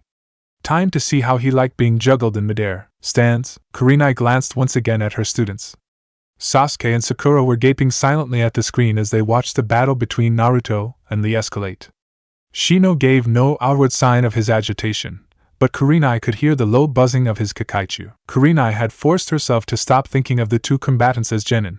In terms of pure speed, Lee was already A-class at least, and Naruto was somehow managing to stay in the fight despite the series of devastating blows he had taken. And the sound when Lee had thrown whatever it was at Naruto, she'd never seen or heard anything hit a barrier that hard.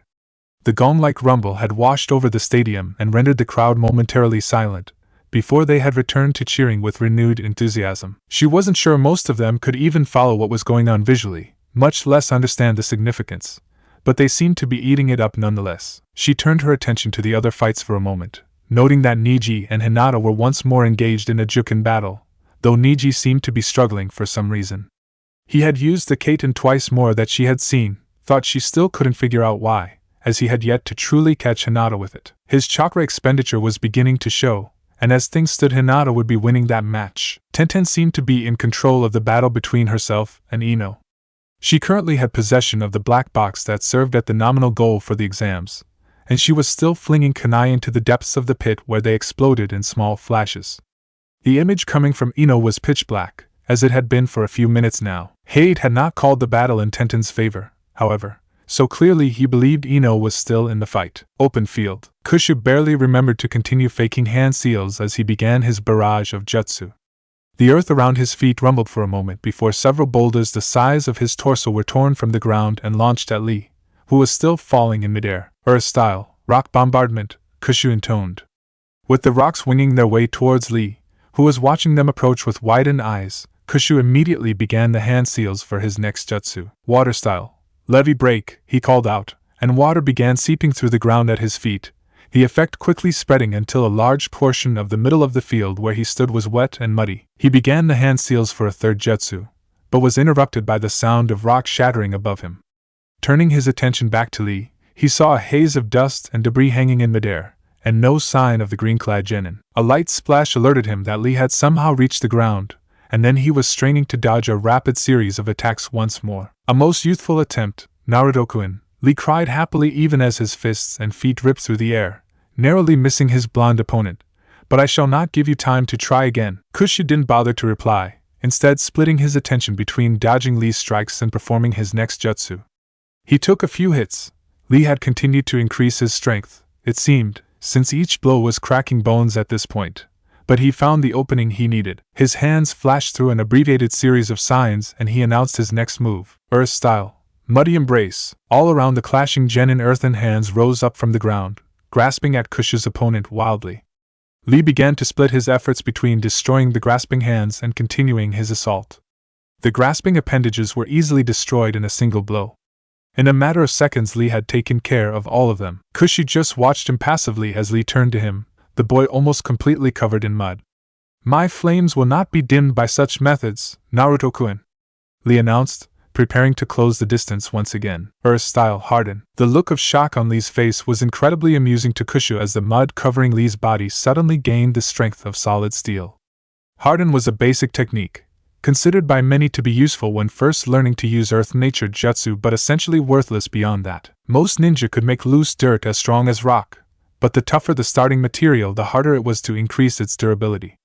The chakra requirements to make something stronger than solid stone were prohibitive for anyone not strongly earth-aligned, and expensive even for them. His opponent, finding his movement completely restricted in mid-stride, teetered for a moment before toppling over on his side. Li's eyes narrowed as he glared. "I do believe that's my second win against you," Kushu said, feeling a little disappointed. Once he had turned to using ninjutsu, the fight had not lasted long at all. Li had done some physical damage, true, but even that was already healed. Ultimately, his opponent had been more of an inconvenience than a challenge, even if Li did win the taijutsu portion of the battle. "You've certainly improved, but you'll have to do better than that to defeat me." "Gate of opening, release," came Li's muffled voice. The hardened mud encasing Li began to crack and fall away, and with one last explosive effort it shattered entirely.